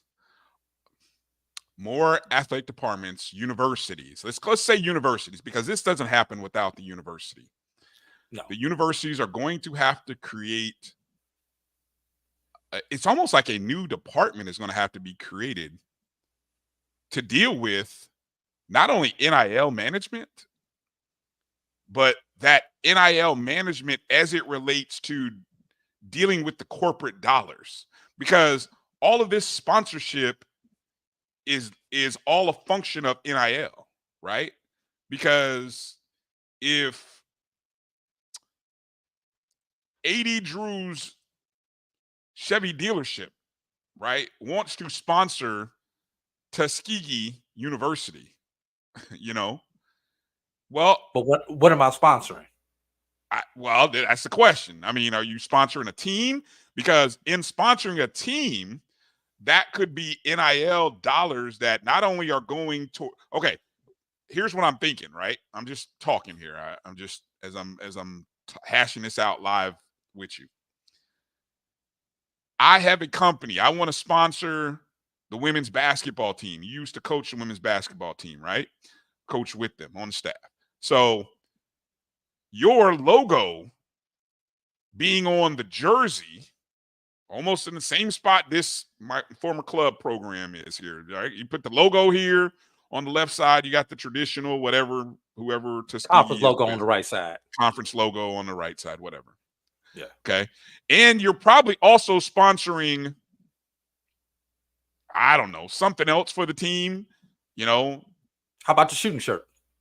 Shooting shirt. Hell, why not? That's like AAU. That's like old school. Hell, go ahead. Sponsor the shooting shirt too while you're at it. But all those players should be covered and receive some sort of NIL compensation from that sponsorship, along with the athletic department getting its share. Shouldn't a portion also go to the student athletes? Right? And shouldn't they? I guess it's the old Michael Jordan rule. You remember Michael Jordan? He had a lot of rules. Which rule are you referring to? 92 Olympics. Does anybody know why Michael Jordan had the flag draped over his uniform on the championship stand? But that was at the end of the game, though. Right. During the game, though, the jerseys and everything else cover the Reebok logo. Yeah. Well, yes. that was, okay, that was up there. Okay, that was a genius marketing move, but it doesn't replace the fact that he wore an Adidas uniform all tournament long, right? It was Reebok. Or a Reebok uniform. Yeah. It was Reebok back then. Yeah, it was, I think that was that in that case, that was the warm-up jacket. Yeah. But here's the other thing, Brian. And why I agree with what you just said. This is where, going back to this lawsuit, where things get dicey as to how we decide what's revenue, what's non-revenue. Okay. Does that money we're not talking about the past, but there has to be a model going forward into what counts and what's shareable with the athletes versus what the university or the athletic department gets. There has to be some type of established model that comes out of this, right? So that we can value these things, correct? Yes. So okay. But you saying that I'm not talking about we owe what we owe. I'm talking about 25, 26, 27, whatever year. There has to be an established so that we know this is what the student athlete gets. Mm-hmm. This is what the university gets out of this NIL stuff that they're creating. Now, here's the question. Wow. I can understand it for wearable gear. What do you do for the football field? Does that money get distributed into that pool that goes out to the student athlete? Or does that money stay 100% with the university? That's a great question. For the progressive football field or the Geico football field, Geico football stadium let's say the Geico football stadium at Chevy. at Chevy Field, or how many ever names we want to put on here, man. I have an mean, answer. I have an answer. You understand? I understand. And let me get to it. Depending on how that question gets answered, in addition to the other one, is going to depend on and the creativity of some of these athletic directors and their people around this. Because just like when all the big leagues, NFL, NBA, MLB, were negotiating their collective bargaining agreements, and they were figuring out revenue sharing. They figured out what was included in revenue sharing and what wasn't. Because remember, the reason why the NFL started building all the suites and I want to do stadiums with suites, right? Mm-hmm. Because suite sales were not included in revenue sharing. Right. Same thing with the NBA. That's why everybody started building arenas with suites, because suite sales were not included in the collective bargaining. Parking was not included in the revenue distribution to the players. So, you have to figure out what's included, what's not included. Smart athletic departments are going to take care of their players, but figure out how to get enough out of that what's not included in order to survive, especially when you're facing a $3 to $4 million deficit per year. So let me ask this before I answer the question here. Do you know, in the NBA's model with the logos on uniforms, do you know if the players receive the players of said team, do they receive any compensation that comes in from the sponsorship of whatever company, like at PayPal, whoever PayPal sponsors? I think Chime is on the Boston Celtics jersey. Exactly. Do you know, do players of the Boston Celtics receive any of the money that comes in from Chime? Do you know that?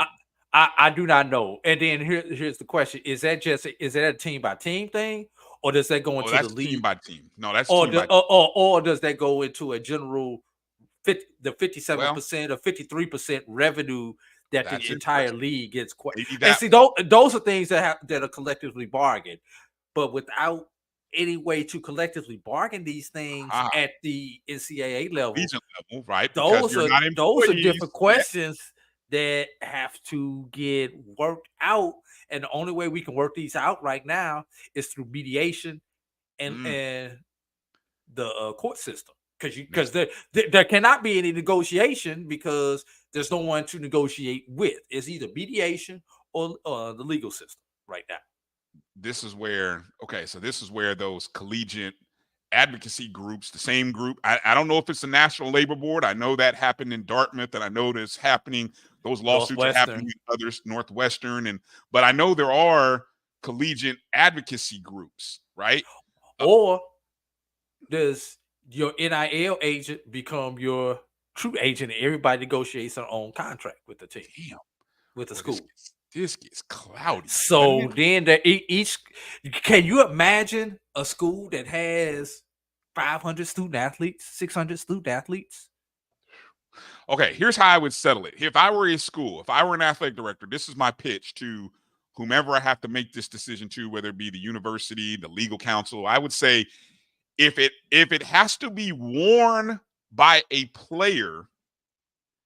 student, the student should get a portion of the dollars that said company choose. So in the case of the fictional me, I said, your company was going to support Tuskegee women's basketball. You're going to put the logo on there. That money, a portion of that money, should go to every player on that team for that season. And they're gonna come down and shoot a spot, shoot a Pro Bowl, use their Instagram. They're gonna do whatever in return for that. Exactly. And I have no problem with that. Sure. Now, my money. But if it's field, court, stadium, anything that is anything that is played on or played in building infrastructure, that belongs to the university. That would be my solution. That would be my solution. Yeah, that's where I'm going with that. Yes. The college athletics. Now, you know what's funny, and I'll say this, and we can wrap and go to a break here in a second. I think. Please, because I need a Tylenol. None of this. The business side of sports is fascinating. But I am not one of those people who are going to sit here in front of all of you, whether you're watching or listening to us, and tell you, like I've heard some talking heads say, oh, the game is college athletics isn't as pure as it used to be. Oh, college athletics is I can't enjoy it anymore. The stuff that's on TV is not as pure as it used to be. Look, life is not as pure as it used to be. Drew, exactly. You root for a college because of one of two things. You either went to that school, maybe you paid money to that school as a parent, or you grew up supporting that school as a fan. Right? Correct. And that stays with you. Regardless of the number of transfers that come in and out of my college and university, at the end of the day, that team, the helmets, the logo, the name on the front is what I'm rooting for. While you may care about the name on the front, Brian, the people who are wearing that uniform care about the name on the back. That's fine. That individually, that's them. They are, yes, but they are doing that as a representative of that team on the front, which is why I never objected to anybody putting their name on the back. I'm like, sure, put their names on the back of jerseys. Let people know. Hell, I'd like to know who they are too, especially once college football started having two different uniform numbers for offense and defense. Hell, you get confused of who's who, right? Let them have their name on the back. But again, I'm just saying, don't get sold into believing that college athletics is all of a sudden going down this slippery slope that we can no longer enjoy it because, our institutions aren't making the same kind of money that others are making, or B, that because there's so much money in this, what I call a recession-proof industry, there's so much money being made that, kids who leave high school and go to college, that now they're making more money than maybe even their parents are making after working their jobs for 4 to 5 years. You know what I'm saying? Brian, you've always said that college athletics is a recession-proof entity. But if there's anything that may take us into a recession and even a possible depression, is if our beloved institution, whichever one it is for you, does not handle this stuff that's coming down the pipeline the correct way. We are seeing, hell, what's the biggest story out here in college athletics right now, Brian? I don't know. There's so many. We were just spending 30, 40 minutes talking about it. The biggest story in college athletics right now has to be Birmingham Southern. The baseball team that's competing for a university that closed on Friday. It no longer exists, right? That no longer exists. Right. So great point. And we, like I say, you say recession proof. Hell, what you call what happened to Birmingham Southern? And I know this is an HBCU show, but if we're not careful, we'll be the next Birmingham Southern. And we got some schools on the ropes right now. Ooh. And we can go down the list. For one reason or another, we got some schools on the ropes right now that may be a year or two away. Hell, we already know one CIAA school has dropped football and maybe forced to drop other athletics. Well said. We've seen St. Paul. We've seen Knoxville. We've seen Morris Brown. We've seen Selma. We've seen Concordia. Do I need to go on with the schools that have dropped athletics or have closed? Let me go get this ibuprofen, man. Let's go to break. We'll be back right after these words with a final segment on some NCAA HBCU news and notes coming up right on the other side. You're watching the BCSN Sports Wrap right here on the Black College Sports Network. The Cuvée Group is a Florida-based marketing and training consulting firm. We help businesses communicate to their target audience and engage them in conversation. We also help to expand their audiences, which will ultimately result in growth for those organizations. In addition to being a certified constant contact specialist, my colleagues and I are also certified in John Maxwell Leadership Principles. We use these proven principles to conduct workshops, training, and private coaching sessions for individuals and companies looking to take things to the next level. Contact us to schedule a free consultation. Issues today, don't delay, call Cuvée. This is the Dean of the College of HBCU Sports, Kenyatta Cavill of Dr. Cavill's Inside the HBCU Sports Lab with Mike Washington and Charles Bishop. Come mix it up in the lab where the course lecture is in session every Tuesday from 6 o'clock p.m. Central Standard Time on Facebook Live, YouTube Spreaker, or the BCSN app, as we discuss all things about the HBCU sports culture, including exploring the week that was in the sporting HBCU diaspora, as well as the upcoming week of HBCU sports. With me, the Dean, the College of HBCU Sports, on Dr. Cavill's Inside the HBCU Sports Lab with Mike Washington and Charles Bishop. Course lecture dismissed. From novice to aficionado, find yourself here. High quality cigars plus personal customer service. Slow Burn is Waco's only mobile cigar lounge, featuring a meticulous, curated collection of premium cigars. Visit our website, www.slowburnwaco.com. That's www.slowburnwaco.com.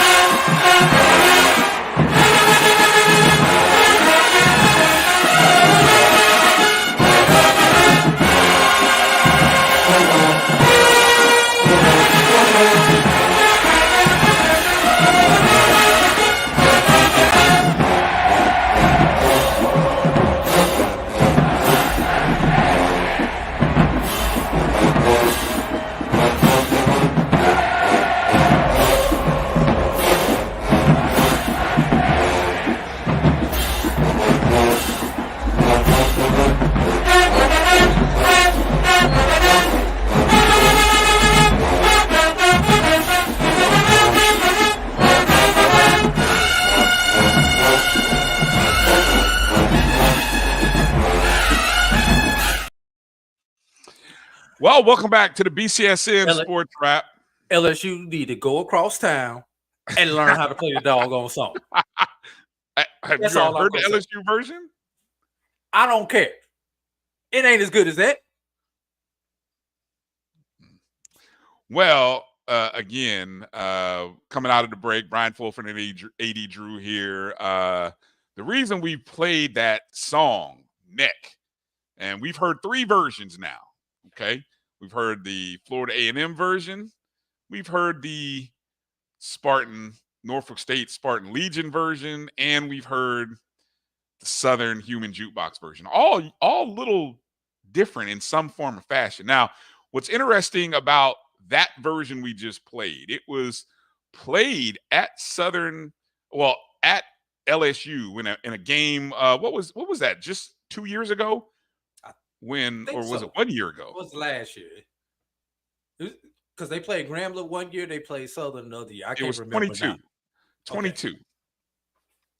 22. Yeah, 22. That was when Southern went across the street and played in Death Valley at LSU. Now, LSU has use that song, and it's become quite popular for their games.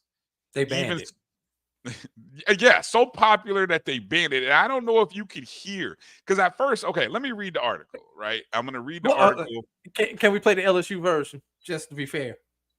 Do you have the LSU version? I didn't download it. I do. Yes. Oh, okay. Well, go ahead. Play the LSU version then. You got it?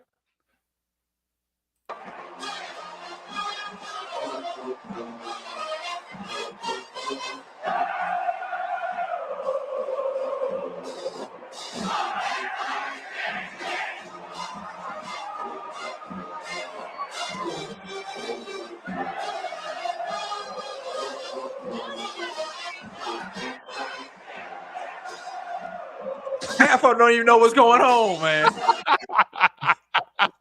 Half of them don't even know what's going on.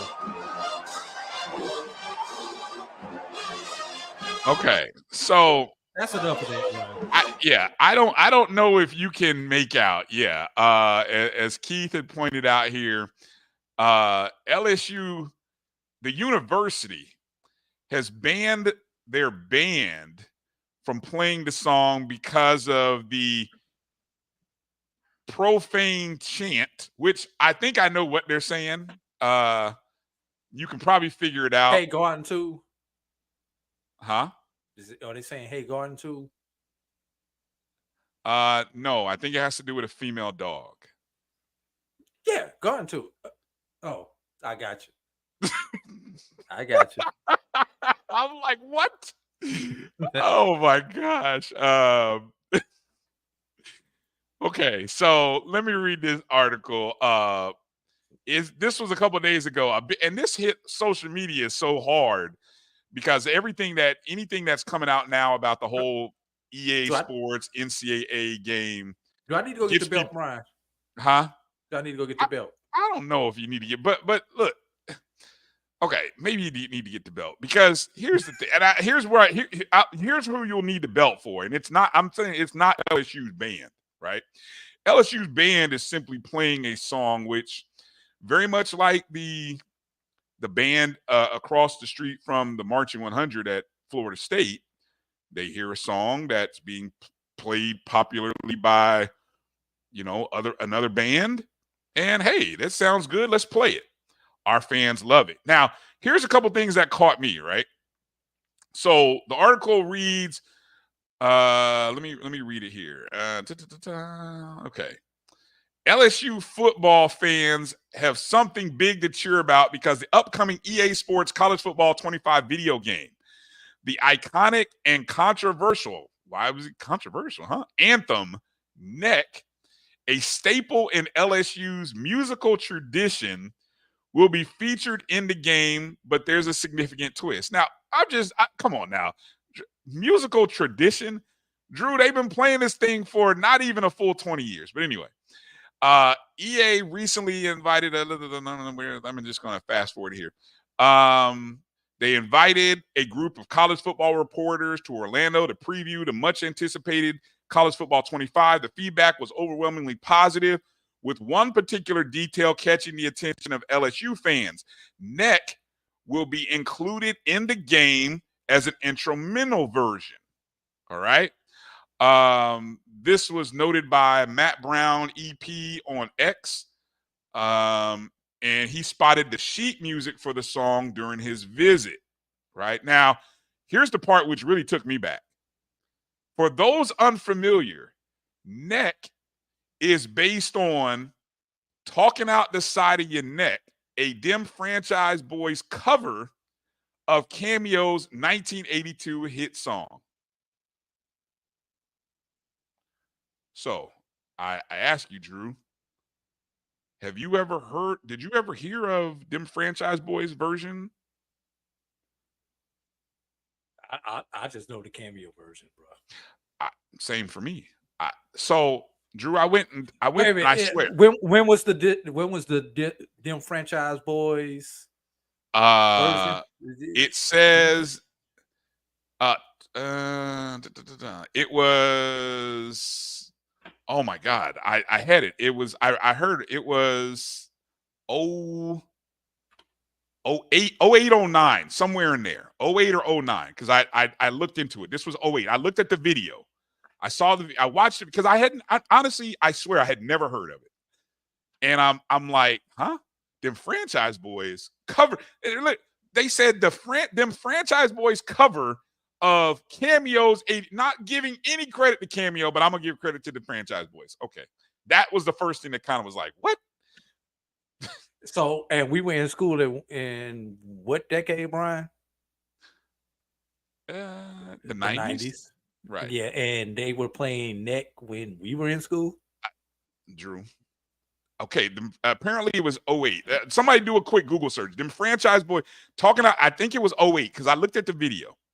I watched the video. I know. Now, I heard neck before 08. I know that much. Thank you. Okay, thank you. So hearing the song, I swear, Drew, there is nothing in that song except for the opening. That bum, ba bum bum, bum bum bum bum. You know that. And I don't even think all of that is used in them Franchise Boys. I think they just used a bum, bum, bum, bum. I think, so that's the first little part where the sousaphones are playing that part, right? I think that's the only part that's in the video or the song. And then the rest of it, they kind of do a variation of it, whatever. So I'm like, what? Are y'all really? That's what y'all? There is no reference in any of these articles. I'm going to keep reading here, and I want you to see if you hear any reference to their brethren, their other public institution, which is across the street, right? Let me. Where is it? Where was I at in the article here? Okay, the instrumental version will allow fans to enjoy the familiar tune while avoiding the explicit chants that led to its ban. Yes, due to its popularity, the LSU band has been officially, let me say that slower.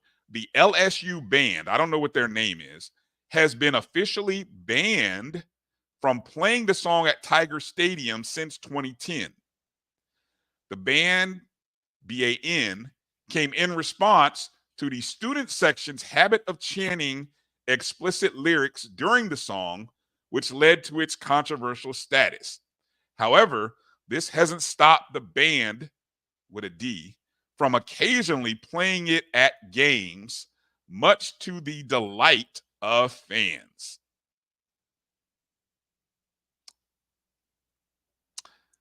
Drew? All the while I'm reading this and I am like, what? Brian, I don't know what shocked me more. The fact that it was referencing them Franchise Boys, a song that was a remake. I can't even call it, whatever. They took the title from an 82 Cameo song. I don't know if that shocked me more than the fact that there was no mention of the years of HBCUs, including the one across the street from LSU, playing that song on Saturdays in the fall. Oh, and guess what, Drew? Guess who's not in the game? And I'm saying the EA Sports game. No HBCUs. No HBCUs. So if you have the belt, that belt belongs on the backside of EA Sports, Drew, because that's crazy. That's crazy. That is absolutely crazy. But Brian, since we're giving out belts, I'm gonna give the EA Sports the belt, but I gotta go get a Switch for this one, Brian. I got to go get a Switch for this. Off the tree For this one, Brian. I think everybody has seen this, but this is not sports related. But this is funny as hell. Court calls case People versus Corey Harris. Assistant Public Defender Natalie Tate for Mr. Harris, who should be present is due. Mr. Harris, are you driving? Actually, I'm pulling into my doctor's office, actually. So just give me 1 second. I'm parking right now. Judge Cedric Simpson is like, what in the hell? Lord have mercy. You stationary? I'm pulling in right now at this second. Yes, I am. All right. Good. What are we doing? Your Honor, we are respectfully requesting an adjournment in this matter, up possibly 2 to 4 weeks that the court would allow. Drew, the lawyer was trying to get him out of it. Okay. He was like, wait a minute. So maybe I don't understand something. Here we go. This is a driving while license suspended, That is correct, Your Honor. and he was just driving, and here it comes. He didn't have a license. Uh-oh. Look at him. My man Harris. What are you Those are doing, the Corey? charges, Your Honor, yes. No, I'm looking at his Yes. record. He doesn't have a license. Corey He's Harris. suspended and he's just driving. Oh my. That is correct, Your Honor.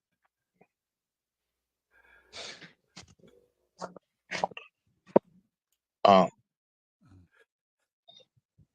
don't even know why he would do that. So defendant's bond is revoked in this matter. Defendant is to turn himself into the Washington County Jail by 6 p.m. today. Failure to turn himself in will result in a bench warrant with no bond. Corey. Oh, look. Hey, look, haven't you been there before? Look. Thank That's you. the look. Your Honor. Mr. Harris, I'll be giving you a call. You talk about a brothers whose whole day just got ruined. Whole day ruined. Now, I just saw what Demetra sent. Because of a clerical error, his license was never supposed to be suspended. Now, I'm gonna tell you what. It don't matter. I've had that happen to me. I have too. Now, here's what's crazy. That happened to me one time. I got pulled over and I was thankfully I was near downtown, not far from the courthouse. But here's the crazy part, because this was an insurance related issue, right? Because of insurance, this happened with me because I was changing my insurance, but I guess the information never got into the system. Didn't get in. So my license was technically. So the officer, at least he was kind enough to say, okay, but guess what he did, Drew? Took my plates off the car. And then told me, I don't know what to tell you, son. Hopefully you don't get pulled over. I'm like, what? I don't get pulled over?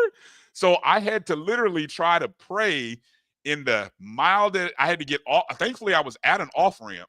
So I had to get off the interstate and try to get to the courthouse without getting pulled over. And I'm sweating the whole way because all it took was one police officer to get behind me and I'm screwed. I have no because he told me, well, son, you got two options. You can leave the car here on the road or you can run the risk of driving to the courthouse.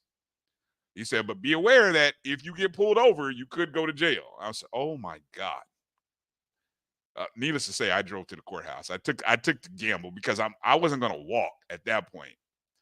But yeah, I could have done a tow truck. But you got things you're doing on a day. That came totally out of left field, unexpected for that day. I didn't even have a chance to ask the officer, Mr. Officer, why did you pull me over in the first place? You just happened to run my tag? I didn't even go there. I didn't even go they got there. those tag scanners. Yes. Apparently so. I didn't know that, but apparently they do.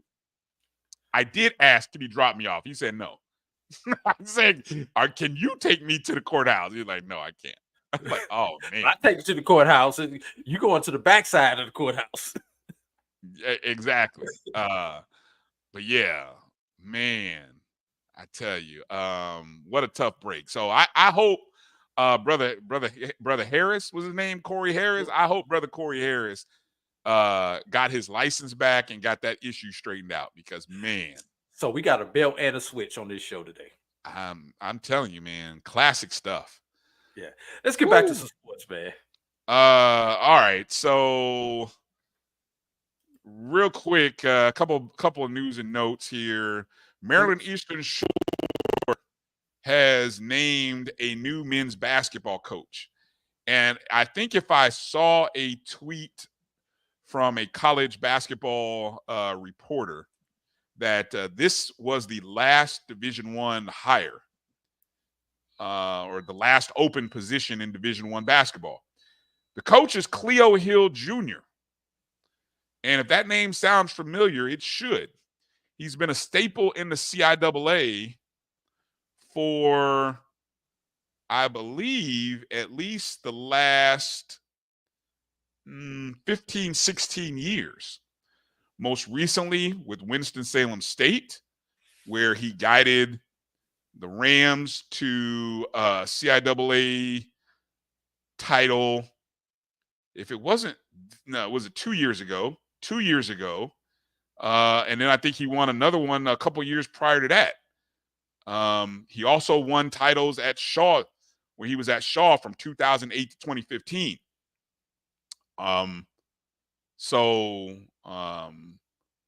Yeah, the past 6 seasons, he was at Winston-Salem State. He spent 7 seasons at Shaw. So in all, what's that? 13 years in the CIAA? Yes. And won over 200 games. I'm looking at, there's a lot of awards that he has won, from Box to Row Coach of the Year, CIAA Coach of the Year. I think he's won them in both schools, Shaw and at Winston-Salem. And so now he moves to Maryland Eastern Shore.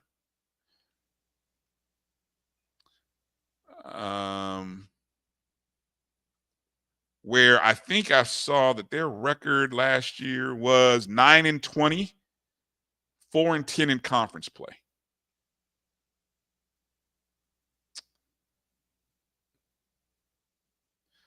He is the son of 2017 Collegiate Basketball Hall of Famer Cleo Hill Sr., who was a guard at Winston-Salem State Teachers College. At that time is what it was known as. He scored 2,488 points. That's a nice in kid. his time. And Cleo Hill Sr. was the 8th overall pick in the 1961 NBA draft by the St. Louis Hawks. Drew, your St. Louis Hawks. The first player not my from Hawks. What? Not my Hawks. Not any African Americans Hawks. Okay, that's interesting. He was the first player from an HBCU taken in the first round. I would check. Can someone name how many have there been? I know Willis Reed would qualify as one, right? Probably. That's an interesting trivia question. How many HBCU players have been taken in the first round of the NBA draft? Store that one away, Drew, when we finally do a trivia show. Jeopardy. BCSN Jeopardy. BCSN Sports Jeopardy. So yeah, any I just thought I don't know if you have any comments on that. What month is this, Brian? It is June 2nd. This news flash came out on June 1st, I think. Yep, June 1st. And you're just now hiring a coach. And that record was what last year, Brian? 9-20. 9-20. Enough said. 4-10 in conference play. Enough said. Hey, I will say though that the MEAC gets a little more interesting though. Not next year. No, maybe not for Maryland Eastern Shore, but you never know. Not for Maryland Eastern Shore. Okay, Drew's already got.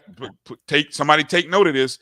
Drew's pushing his chips in, fading Maryland Eastern Shore. He might regret that. He might. What was Winston last year?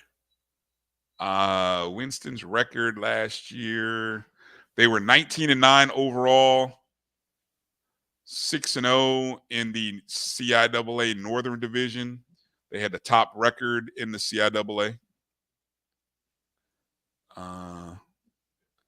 They were ranked in the Atlantic Poll 8 times.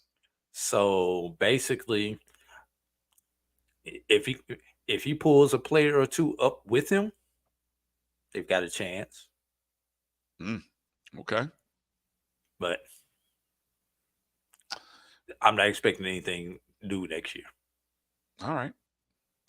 Also in the news, speaking and of, let me clarify that. Given the late date of the hires, why I'm not expecting anybody new. All right. There's still a lot of school. I know of some. There's still a lot of schools that are filling rosters. Well, there's about 1,000 players in the portal, and about 900 of them are there for a reason. That's all I'm gonna say. Well, all right. I will move on. Also in the news, speaking of the MEAC, Norfolk State University captured the Talmadge Lehman Hill Men's All Sports Award, while Howard University won the Mary McLeod Bethune Women's All Sports Award. This coming from MEACsports.com on Thursday. What day was the 30th? I believe that was Thursday. Yeah, Thursday. The awards were presented during the MEAC All Sports Awards dinner hosted at the Walt Disney World Resort. That's back in that was down here, huh? Mm-hmm. How come I didn't know about that? The All All Sports. You're not a member of the MEAC anymore. Oh, there you go. The All Sports Awards are indicators of the overall strength of the conference's men and women's athletic programs. Each school was presented with a $20,000 check.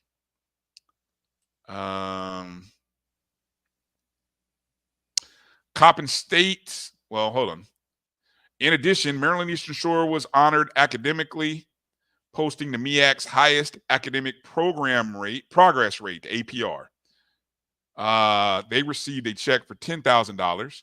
Coppin State, recognized as the 2024 recipient of the MEAC's highest graduation success rate, GSR, with an 83% GSR. It's the highest among MEAC institutions spanning the 2013-16 cohorts, and they received a check for $25,000. So guess what? They got more money for having the graduation rate than Norfolk State and Howard did for winning the All Sports Awards. You like that? I really do. Because when it's all said and done, it's about being professionals, not professionals. Norfolk State tallied 47 points over second place Howard in the men's side, thanks to regular season titles in basketball, as well as the champions title at the cross country, indoor and outdoor track and field championships. Howard won conference titles in football while recording runner-up finishes in indoor track and field, basketball, and outdoor track and field. So on the women's side of things, Howard finished first with a score of 56.5. The Bison secured the indoor track and field and outdoor track and field titles, finished runner-up in cross-country, volleyball, women's basketball, tennis, and softball during the regular season. Good Lord, Howard. Norfolk State was second, winning the championship in cross-country. The Spartans claimed a basketball regular season title and finished as runner-up in both indoor and outdoor track and field. So congratulations to, and I think Howard, I don't know what this article doesn't really say, but I think Howard has won this award for several years. I like this article. This article does a great job of explaining how runner-up counts. Points are awarded for regular season finishes in every sport but cross-country, indoor track and field, outdoor track and field, where points are awarded based on finishes at the MEAC championships. Points are also awarded in descending order, beginning with 9 points for championships or first place regular season finishes. The second place team earns 7 points. Tied teams split the point total.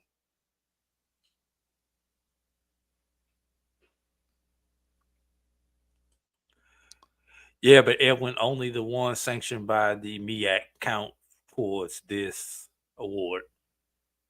The MEAC sponsors, let me see, 6 on the men. That's including indoor and outdoor track and field. As separate sports. Right. And 8 on the women. And of course, indoor and outdoor track. So you got 6 men, 8 women. So what's that? 14? 14. Yeah. I think that's which is the minimum. The minimum, right. And I think the SWAC sponsors 16. Yes. SWAC sponsors 16. All right. Speaking of the SWAC and their all sports awards, Alabama State ended up winning the all sports award for the SWAC, winning the coveted Commissioner's Cup. We talked about this on our previous show. Second year in a row. Actually, I don't think we talked about this on this show. We've talked about it. Okay. You and I have talked about them on separate shows, but this is the first time you and I have talked about it. Right. Second year in a row that Alabama State has won this award. Prior to them, Prairie View had won it 2 years in a row. And then prior to COVID, Alabama State won 6 years in a row. So 8 of the last 10 years that the Commissioner's Cup has been awarded, it's been won by Alabama State. You know what's interesting about that, Brian? What's that? What the sports that we follow the most as fans? Football, men's and women's basketball, men's and women's basketball. Right. Alabama State has not won any of those during their time. No, they have not. They have not won a football or basketball title during that time span, I don't believe. No. They have won a baseball title, though. Right. They've won. They've collected their points in the non-revenue sports. Right. Which they have done quite well. They've won a couple of baseballs during their time. Yeah. They've done quite well, especially in sports like tennis, golf, volleyball, track, track and field. Yeah, G Boom says they get all their points from track and field. Probably so. When we did and this is this other discussion that we had. Here's a breakdown of the points, but also if you notice what I put next to the point total, I put the athletic budgets. Now, these are either last year or the year before. If I'm off by a mil or two, I might be, but this is roughly what the budgets look like for said school. So Alabama State actually sponsors the most. No, I take that back. They don't sponsor the most. Prairie View sponsors the most sports in the SWAC, 18 sports. Alabama State sponsors 16 sports. You see who's number 2 there. So the SWAC sponsors 18 sports or 6. How many sports does the SWAC itself sponsor? The SWAC sponsors, let's see. 1, 2, 3, 4, 5, 6, 7, 8 men's sports. 1, 2, 3, 4, 5, 6, 7, 8, 9, 10, 18. So okay, 8. They sponsor 18 sports. So Prairie View competes in every SWAC sports. Yes, exactly. Good catch.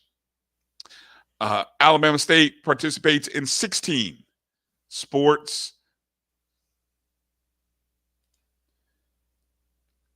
Jackson State also participates in 16. And I put the athletic budgets there. You can see Alabama State with a budget of just over 12 million. Jackson State just a little under 11 mil. Prairie View has the largest athletic budget, no, second largest that I could come across at 14.8 million, and the most sports. There you can see FAMU 10 to 12. Look at Southern. I go back and watch yesterday's Carlos Brown show. Exactly. That's all I'm gonna say. Exactly. And that's what led to all this, because I'm walking this morning and I'm listening to Carlos Brown. Yes, hopefully he's not watching this segment. I want him to keep his blood pressure down. But boy, he was hot. He was hot yesterday. Southern with the largest athletic budget in the SWAC, nearly double some of its brethren. Hell, triple some of its brethren. And they finished 5th. Yeah. Look down there at the bottom. Valley. I told you this. I don't understand how. There's two things that when I was doing this, the two things that kind of had me scratching my head. Jackson State and Alcorn. Big disparity, right? Same state. And what was it you said about Alcorn being a what type of institution? 1890 institution, meaning they are a land grant institution. And of the just looking at it, of the schools that are in the SWAC, let's see, there is 1, 2, 3, 4, 5 of the 12 teams are land grant institutions, if I'm looking at that correctly. And the significance of that means what financially? Let me identify all 3 A&M schools. Matter of fact, there might be 6 1890 institutions. All 3 A&M schools. Southern is at 1890. I believe UAPB and Alcorn are 1890 institutions. At 1890 institutions are land grant institutions that originally were given land grant to promote the education of agriculture for minority farmers. The non-HBCU, HWCU institutions in those states. In Alabama, it's Auburn, is 1862 institution. That was the first set of land grant institutions. In Mississippi, I believe it's Mississippi State. I did say, Southern is an A&M school. We just don't use the Southern Agriculture Mechanical University. Let me see. Texas A&M in Texas. What other states do we have? I believe Arkansas is in Arkansas. But what? But what that explain that? But basically, what that means, they get a special appropriation for. No, they do. Okay. Based on the federal government, they get a special appropriation. But that appropriation has nothing to do with athletics. It's for strictly USDA money that they get because they are a land grant institution. But you would think that they would have a little bit more money to play with because they have that plot of USDA money that comes in guaranteed every year. When I was doing this search, a school like Alcorn, they give them their land grant money and don't give them too much else from the state appropriations. It's crazy. So outside of looking at the difference between Alcorn and Jackson State, right, which is nearly double, the athletic budget at Jackson State is double that of Alcorn. When I started typing in Mississippi Valley, well, actually, I started typing in Mississippi State athletic budget, Forgot the Valley. Woo! When I tell you what Mississippi State's budget is, and then I said, "Oh, my bad," and typed in the word Valley and hit the refresh or enter button. Woo! I come away saying, "How is Valley even in Division I?" Now, the thing is, Valley though, per its budget. Now, again, estimated $4 million. There must be. I hope that's wrong. They sponsor 16 sports, Drew. They have more sports than Bethune, Cookman, and Florida A&M University. Brian, let's do the math on that. If that number is accurate, 16 sports, $4 million.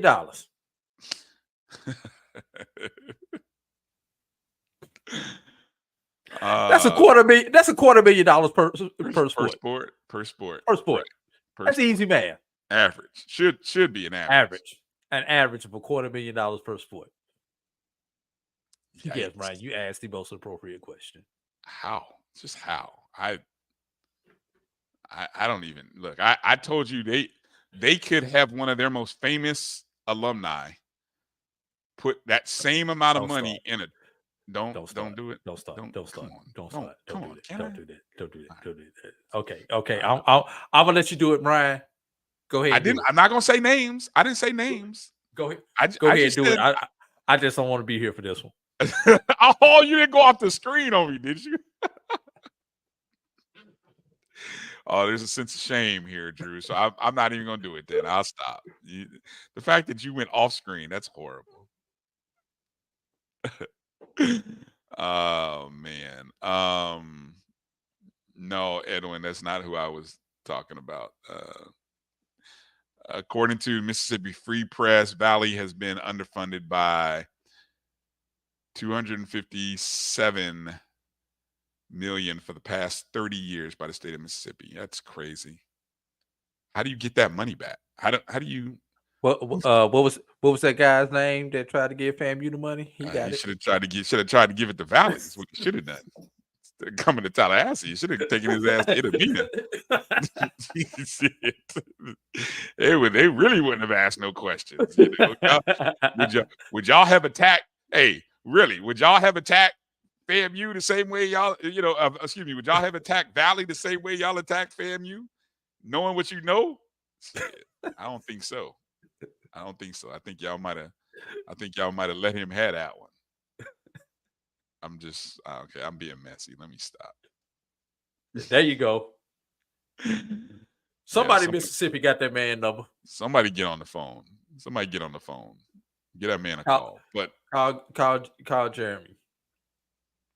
All right. Then of course here are the final standings on the Maggie Jacket Award, which is women's sports. Alabama State finishing in first over Florida A&M. Florida A&M, I think when we talked about it on Wednesday's show, had a bunch of second place finishes. So in two of those, and they lost to Alabama State in a couple of championships. So, I mean, it was tight. But, yeah, Alabama State winning it in track and I mean, look, anyway. And then, of course, on the men's side, the C.D. Henry Award went to Texas Southern over Jackson State. Jackson State actually, when you talk about consistency, Jackson State finishing second in men's, tied for second in men's, finishing third in women's, right? And finishing second overall. That's good consistency there for Jackson State. That's being pretty competitive and consistent. So I mean, go back to the women's, and I'm gonna give you an argument for the ONG strike zone, Brian. Oh, please, sure. Okay. Alabama State sponsors all 9 women's sports, I do believe. So yes. So they got an average of 10.3 points per sport. I think actually, no, they sponsor 9 of the 10. Yeah. So that's 10.3 points per sport. I don't think Alabama State has women's golf. And how many sports, women's sports, does FAMU sponsor? Ooh. Well, let me see. I believe it's 8 of them. We have 14, which is the minimum. I think it's 8. 8? Yeah, 8. So if you count per sport, FAMU did better than Alabama State at 10.35 per sport that they competed in. Mm-hmm. And what was FAMU's number? FAMU is 10.35. Alabama State is 10.31. Take that one to the ONG strike zone. I can't take a point. Oh, that's less than a. What is that? Less than 100th of a point, or no? The point. It's 400 of a point. 400. Oh, come on, man! I can't take that over there. Yeah, but for the sports but per sport that they competed in, Alabama State was able to accumulate extra points because FAMU didn't participate in 2 sports. All right. Who was it? Edwin, who asked the question. Who are the names of these awards? Second line. If you can read it, I will read it aloud. Because maybe he can't read it.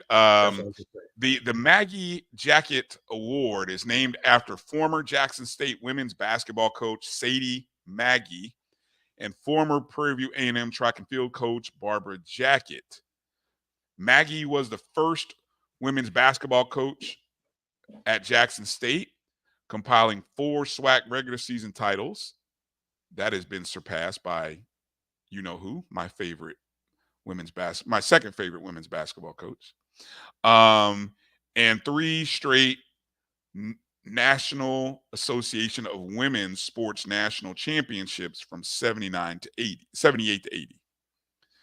Jacket led the Prairie View A&M Panthers to 8 cross-country, 9 indoor, and 5 outdoor SWAC titles from 1965 to 1991. She was the head coach of the 92 U.S. Women's Olympic track team that brought home 4 gold medals, 3 silver medals, 3 bronze medals from Barcelona, Spain. So that is who the women's award is named after. The C.D. Henry Award, named after former Grambling State chairman of the College of Health, Physical Education, and Recreation Department from 58 to 74, as well as serving as the executive officer and secretary statistician for the SWAC from 68 to 73.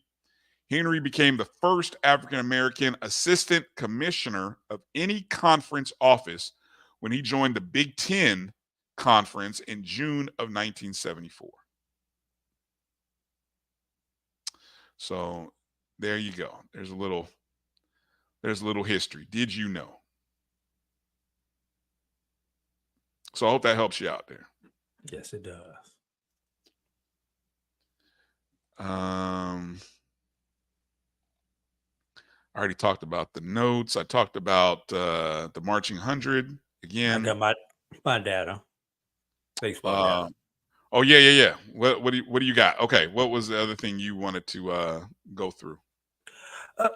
Since the SWAC has gone to an 8-team tournament, and I was curious to see how many times that the number 1 seed on either side, East or West, actually won the SWAC championship.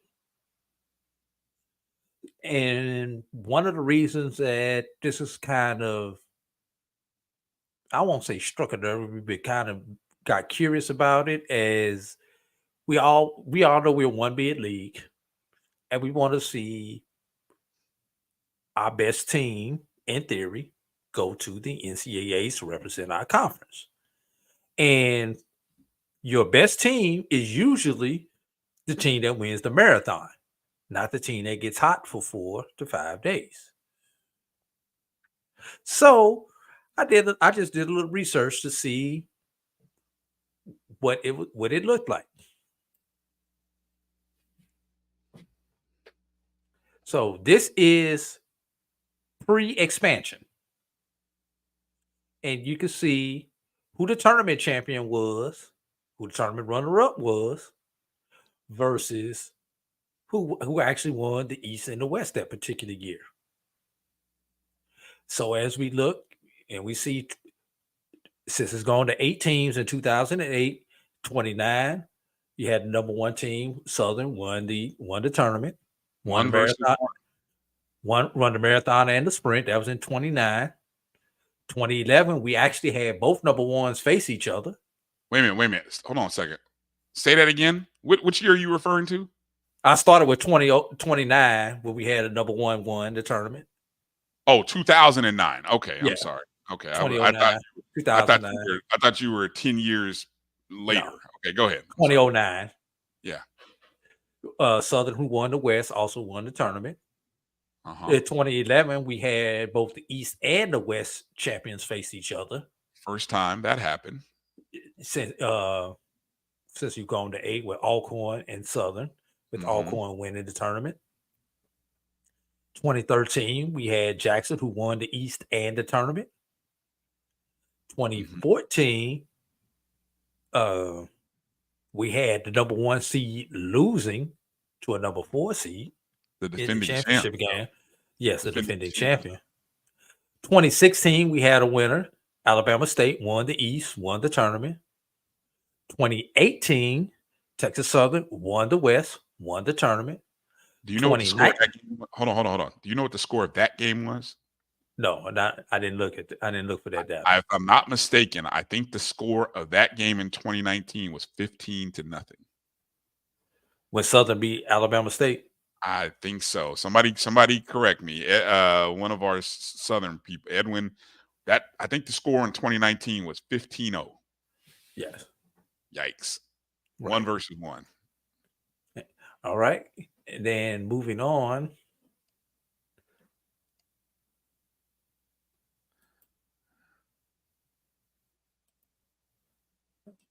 And why won't this? It's Texas Southern. Look at him, won a couple titles. So I mean, we kind of. Wait a minute, my slide didn't do what it needed to do. I got to pull up the. One thing, when you go back to that for a second, I want to find out how many West Division teams won, because this is why Doc doesn't let me. He won't let me have my moment when I brag about the East. Look at the years of the West winning. 1, 2. This is from 21 previous. 1, 2, 3, 4. So prior to COVID, they had won 4 of the 5. And then, but since expansion, though, are you able to pull? You're not able to get the rest of it. Yeah, no, I had to refresh the slide. Okay, all right, go ahead. Okay, here is pull. There we go. There we go. Post expansion.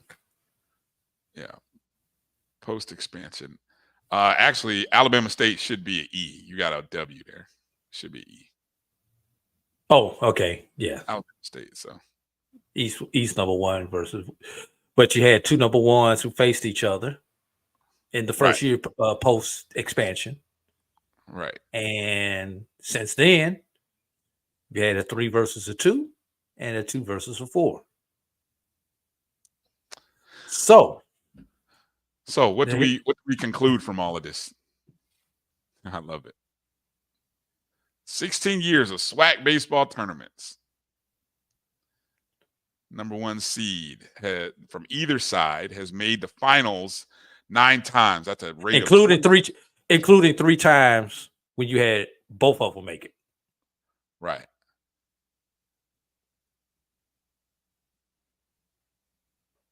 Six times number 1 seeds made the finals. 3 times both number 1 seeds have made the finals. So my point is, yeah, Edwin, I know. My bad, man. My bad, bro. My bad. So you always nitpicking at something. I think that was because of that Southern crack. I think that was because of that Baton Rouge crack. Man, say that for Bryan. Don't come at me with it, man.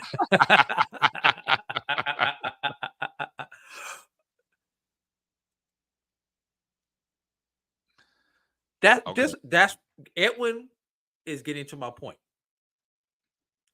Is there a format that we could use in the SWAC tournament that favors the team who has won the marathon, i.e. the regular season on each side, to give them a better opportunity to represent our conference at nationals?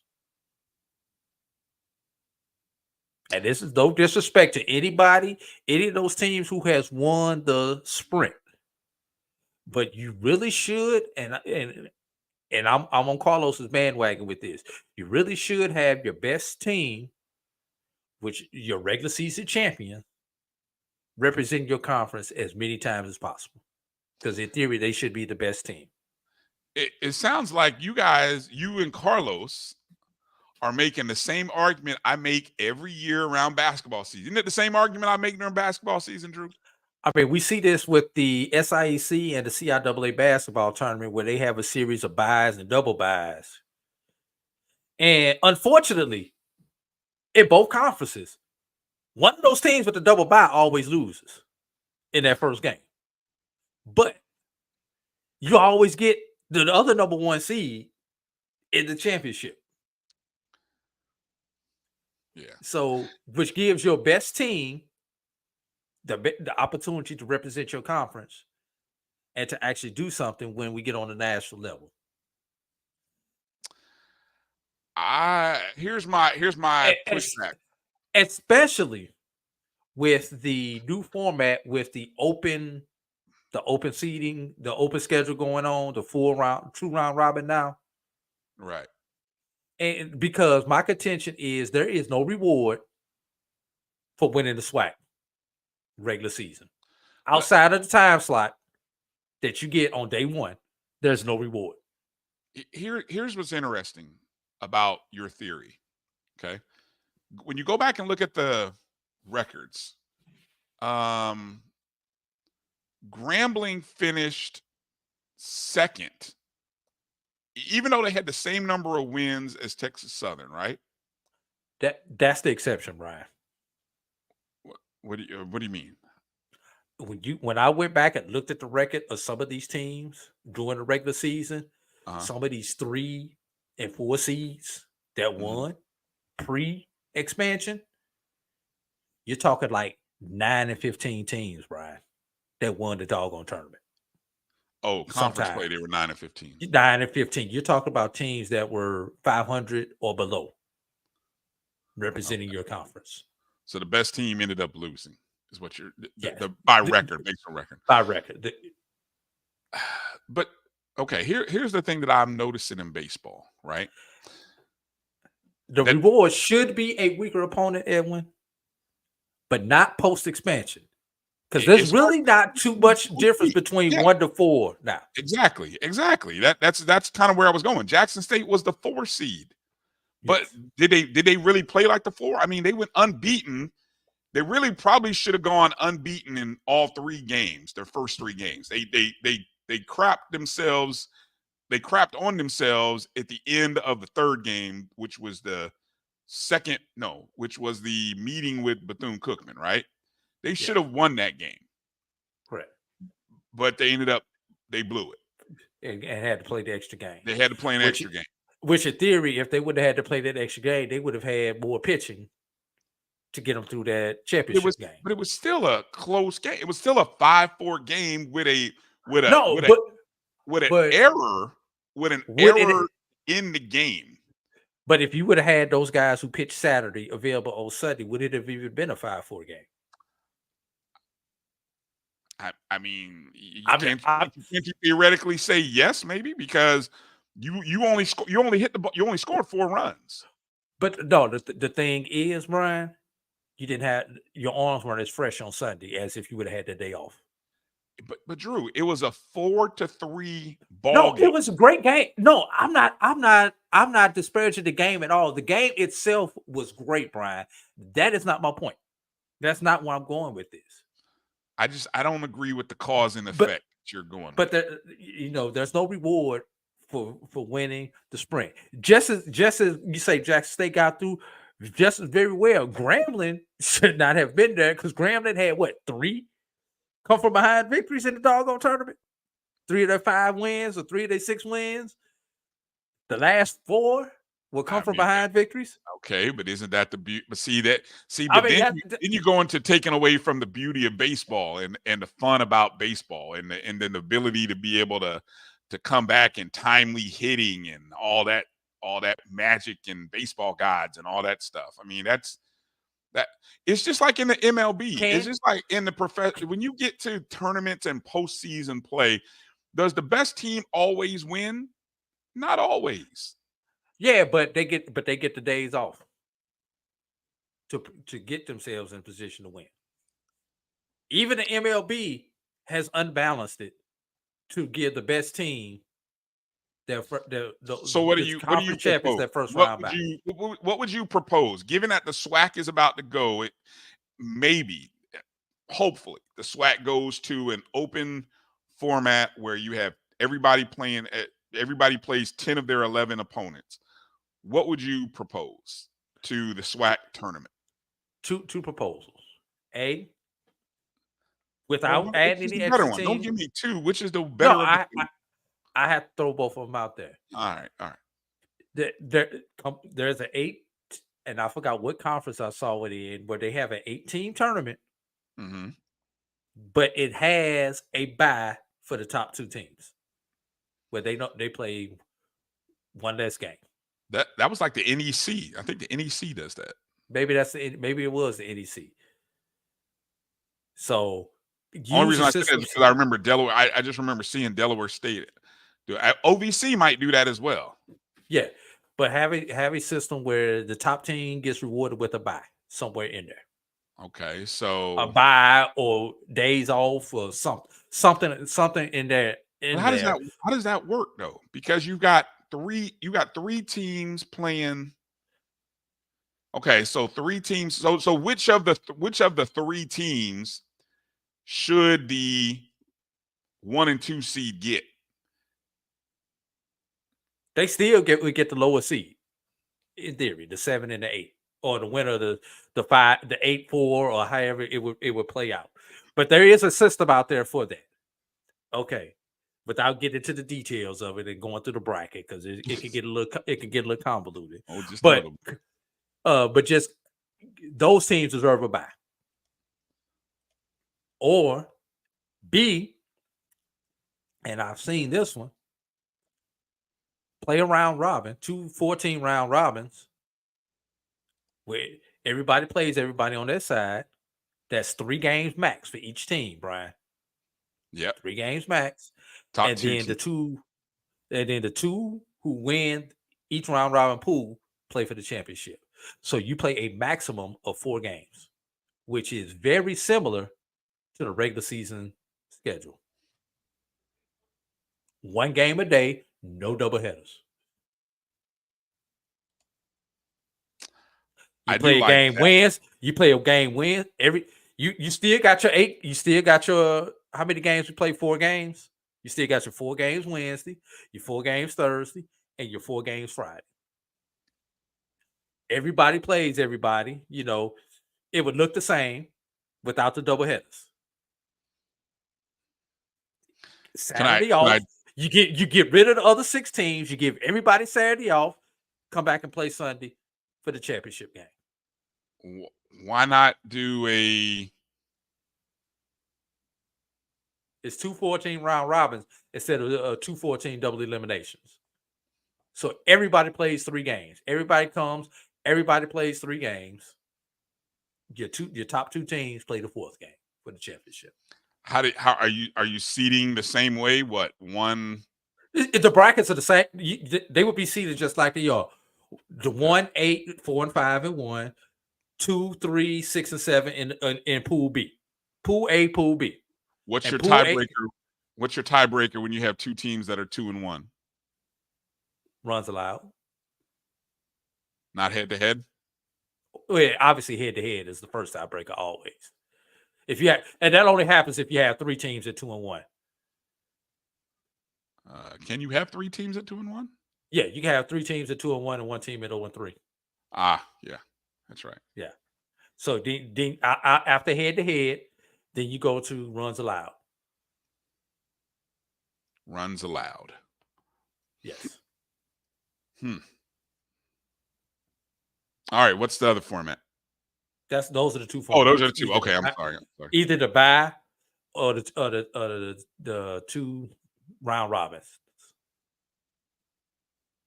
with the two winners play each other. I think the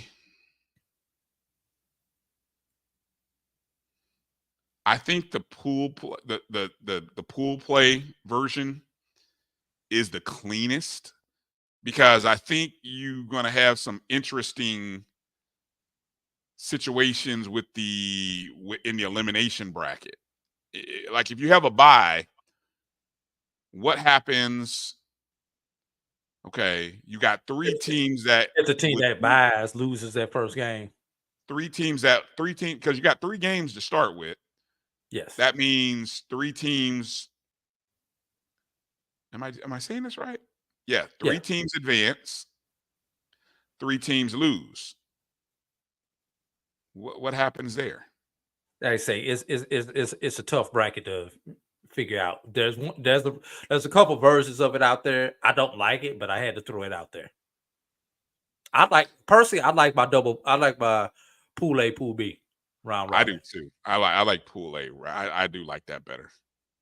Yeah, I like that. And then you take Saturday off. Saturday becomes a rain day also if you should happen to get a rain out. But if not, then both teams are off Saturday. They work out, and then you got 2 fresh teams going at it for the championship on Sunday. So you could theoretically pitch your ace in game 1. Game 1 in the championship game. Yeah.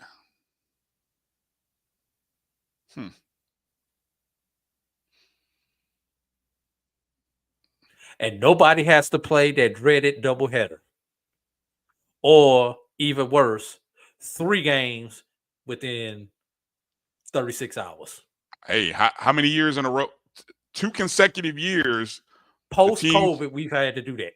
But the doubleheader, the team who had to play the doubleheader has gone on to the championship. I mean, nobody has gone, at least these past 2 years. I don't know about 3 years ago. Southern did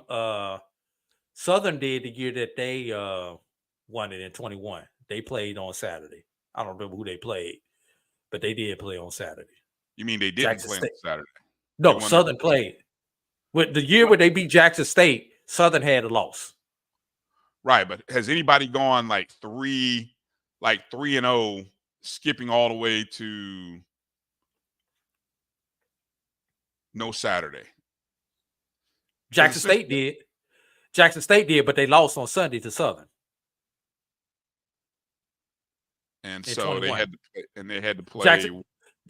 Jackson State did not play Saturday. The year that they oh, that's right. That's right. Yes. That's right. Okay. Yep.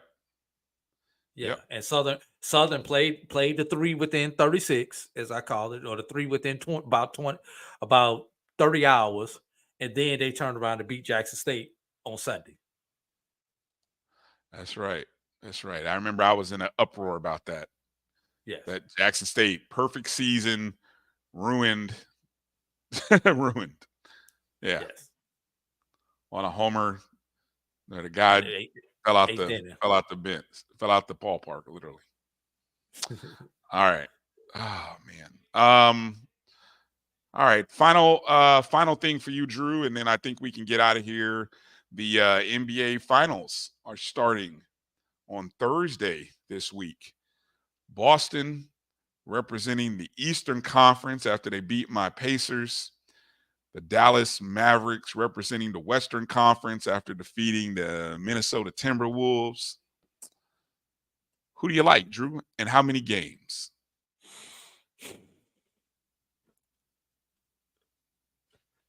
This is tough. Yeah, it should be, right? It- I mean, the it's a- it's- Celtics are it's 1 fine. seed. The Mavericks are 5 seed, though. I've got to, and it pains me to root for the Celtics, but since they've got my homeboy Jason Tatum on them, and Jason used to play for my cousin in high school, I've got to roll with Jason Tatum, and I love the maturity of Kyrie since he's gotten to Dallas.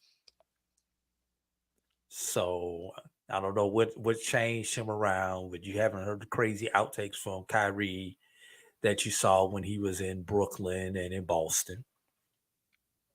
For whatever reason, not gonna get into all that. It is interesting how he's Luka, great player, can't stand him. And the reason I can't stand him is because he cries too much for me. As an old school basketball coach, he cried too much. I can't stand a player who turns around and asks for the foul on every play, especially when it ain't there.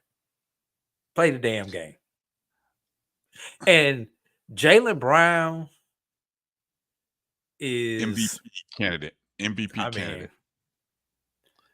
And I'm forgetting. All right, so you're going Celtics in how many games? I think it's gonna go all 7. Ooh, you're going 7 games. Yeah, it's going 7. Austin has games 1 and 2, so that means they would host at game 7. Yeah, 5 and 7. 1, 2, 5 and 7. Luka is that dude, man. Look, Luka is that dude. Don't get me wrong. Just because he that dude don't mean I got to like. I respect his game. I like his game. I don't like the extra that comes with this game. I've heard someone I like the ice cream without the fudge on top. But I've heard it say that Luka complaining so much is almost desensitized the officials, where he complains so much that if another player complains half as much as he does, that guy's getting a tech. But he complains so much, and all season he's done it. He sort of has desensitized the officials, where they just kind of know, oh, that's just Luka. He's just gonna complain. Bryan, biggest crybaby, Luka or James Harden? I never thought Harden was. Was he? Is he?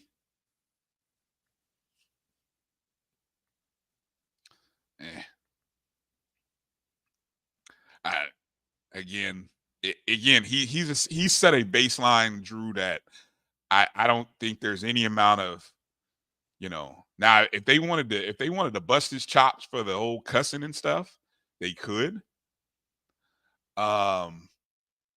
But I think the league realizes what they have now.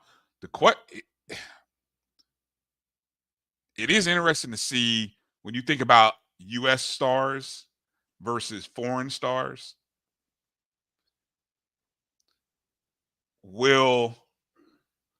Is the media prepared to prop up the American stars who are black? Tatum, Brown, Irving. Irving won't get it. Versus Luka. Irving will not get it. What get what? I haven't said anything. What do you mean get what? That MVP? That prop up, that praise that you're talking about? No, they won't. Not even with him being signed. You think people still hold the old stuff against him, huh? Oh, hell yeah. Okay. Hell yeah. You might be right. I just think the fact that he's been so quiet, chill, he hasn't really been outspoken really about anything. Not like he was in Boston or in Brooklyn. Oh, I agree. Luka, although Luka has the look And we know what look we're talking about, everybody. I don't know how far as the marketing will go that day. I mean, look did Joker get it? Get what? That marketing praise that you're talking about after what Joker may be the best. Nah, because he's not an outspoken person. So I mean, why is he not outspoken though? I think that's his nature. Or maybe they're not going to him, so he could. I'm just speculating. I don't know. I mean, I've heard the things about him wanting to just kind of not be there and go back home or go out to his ranch or his farm and stuff like that. Like, and there's nothing wrong with that. No, there's nothing. But I mean, you can't market that, I guess. Yeah. And man, he doesn't care about that. I mean, obviously, I guess. I mean, 3-time MVP, 2-time, well, I don't know, 1-time champion. Let's take another one. Ichiro is probably one of the best top 5 baseball players. Yeah, you can't market him in America, though. I mean, now overseas, he's huge. In his home country of Japan, he's huge. That's my point. Can't market him here because he doesn't speak the language. That's my point. And even though with him speaking the language, how many foreign stars really get that marketing level in America? Black or white? All right. So you're going Celtics in 7. Who gets Finals MVP? They're gonna give it to Tatum if they win. If Brown has another series like he had Brown has been the more consistent of the two. What about going off the radar? Who, Porzingis? No, that's going off the radar. Who? Well, you're talking the other guy, the other, not the point guard, but you're talking about the other guy. Yeah, the 2 guards. Oh shit, I can't think of his name. You know what I'm talking about. I do know what you're talking about. I can't think of his name. Won the previous title. Well, no, that's Holiday.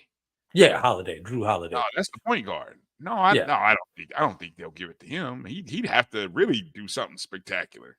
You can go off the radar. Oh, I would rather go off the radar with the other guy because he's gonna have to guard. The reason I'm saying Holiday because he's got to guard either Luka or Kyrie the whole time. He's got to guard one of those two. And in order for Boston to win, he's going to have to shut down whatever his matchup is. All right, here we go. Let's look at the market. You're talking Drew Holiday. The market, if you go Drew Holiday, 50-1 odds to win most valuable player to finals. I got 2 words for you. What? Andre Iguodala. But wouldn't that be a Derek White? Derek White, speaking of which, I wonder if this is the same Derek White. Is this him? 40-1. Derek, is this you? 40-1? Are you Derek White, Boston Celtics? No? Any chance? Notice the D is in green. I was going to say with the green and white. I don't know, Derek. Hey, welcome to the show. Welcome to the SportsWrap. Can I get a media pass? All right. But Derek White and Porzingis are 40-1 to win MVP. Jaylen Brown, to me, at plus 650. That's almost like 6 to 1. Yes.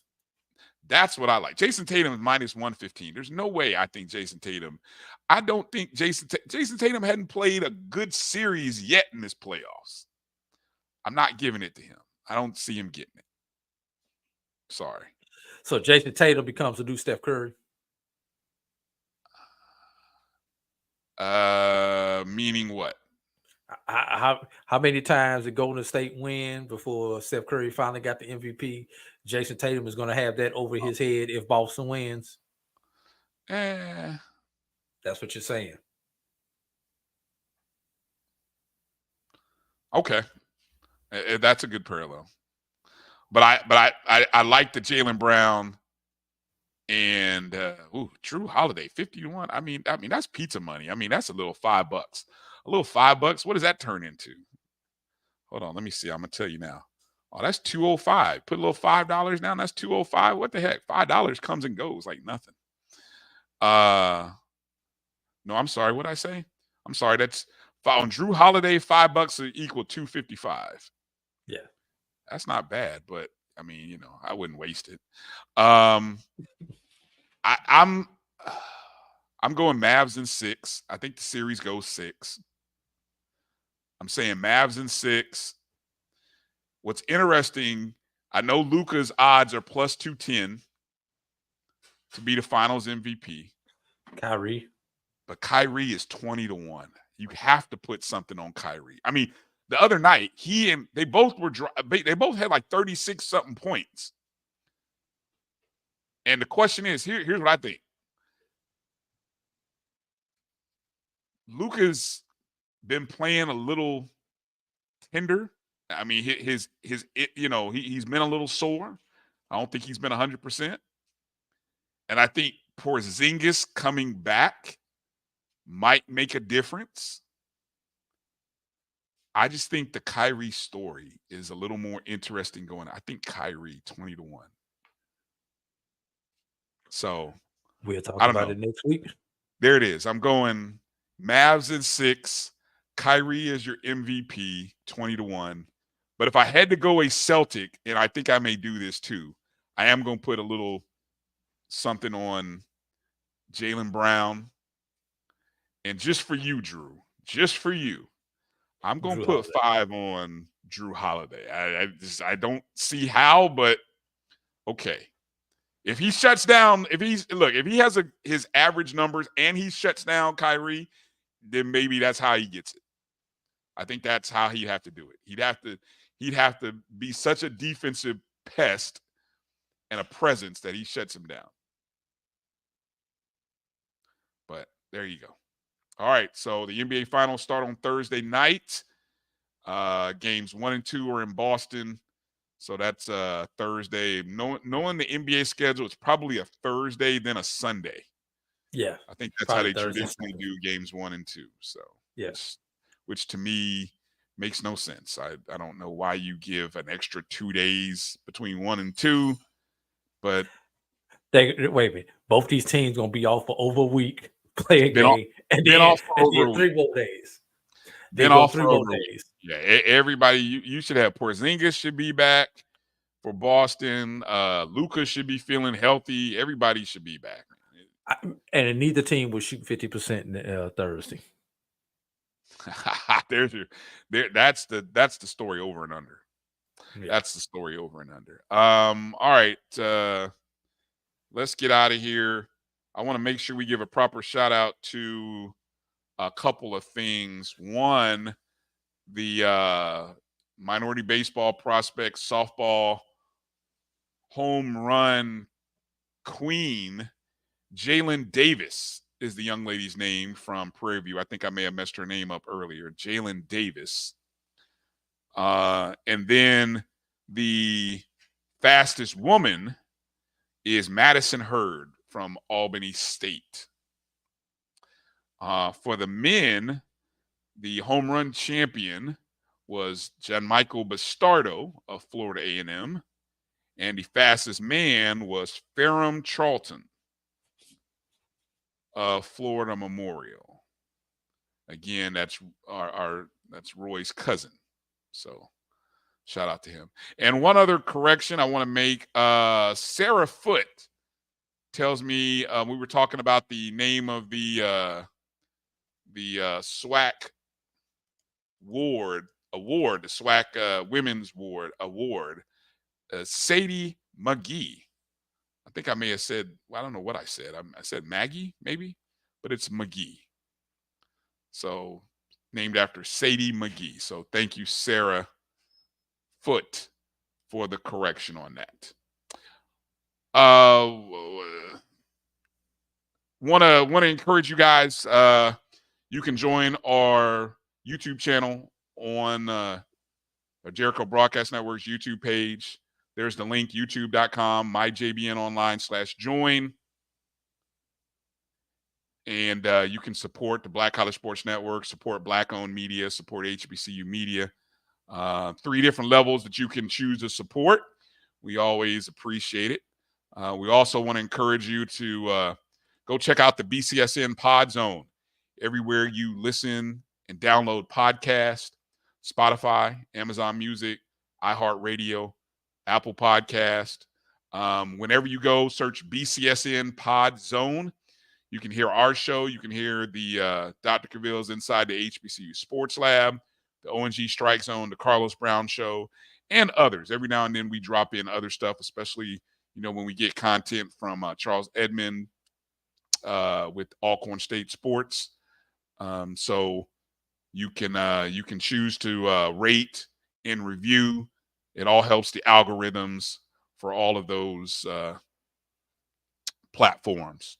Make sure you are dialed in, logged in, following us on our social media accounts, Facebook, X, Instagram, MyJBN1 on Facebook, BCSN SportsWrap as well, on the YouTube page if you want to just catch up exclusive content of the BCSN.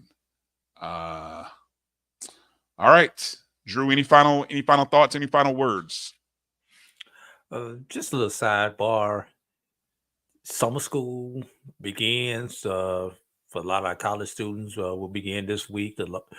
The 8-week session begins for most college students this week, and a lot of high school students are beginning summer school just because of summer workouts. And you've got some early enrollees, some freshmen that'll be coming to our universities who will begin some summer classes. So good luck to all those who will be going to who will be doing summer classes this summer. And please stay focused if you got summer classes, because I know one year that I took summer classes, it was not successful. It was the biggest waste of money I ever had in my life. I remember mine too. It was a big mistake. It was a big mistake trying to work a job, and then summer school, taking a night class during summer school. Now you know how often I showed up to that class. What was I thinking? Yeah. What was I thinking? And Brian, do I want to take one step further? It was a math class. It was a math class. Ooh. Math summer does not work.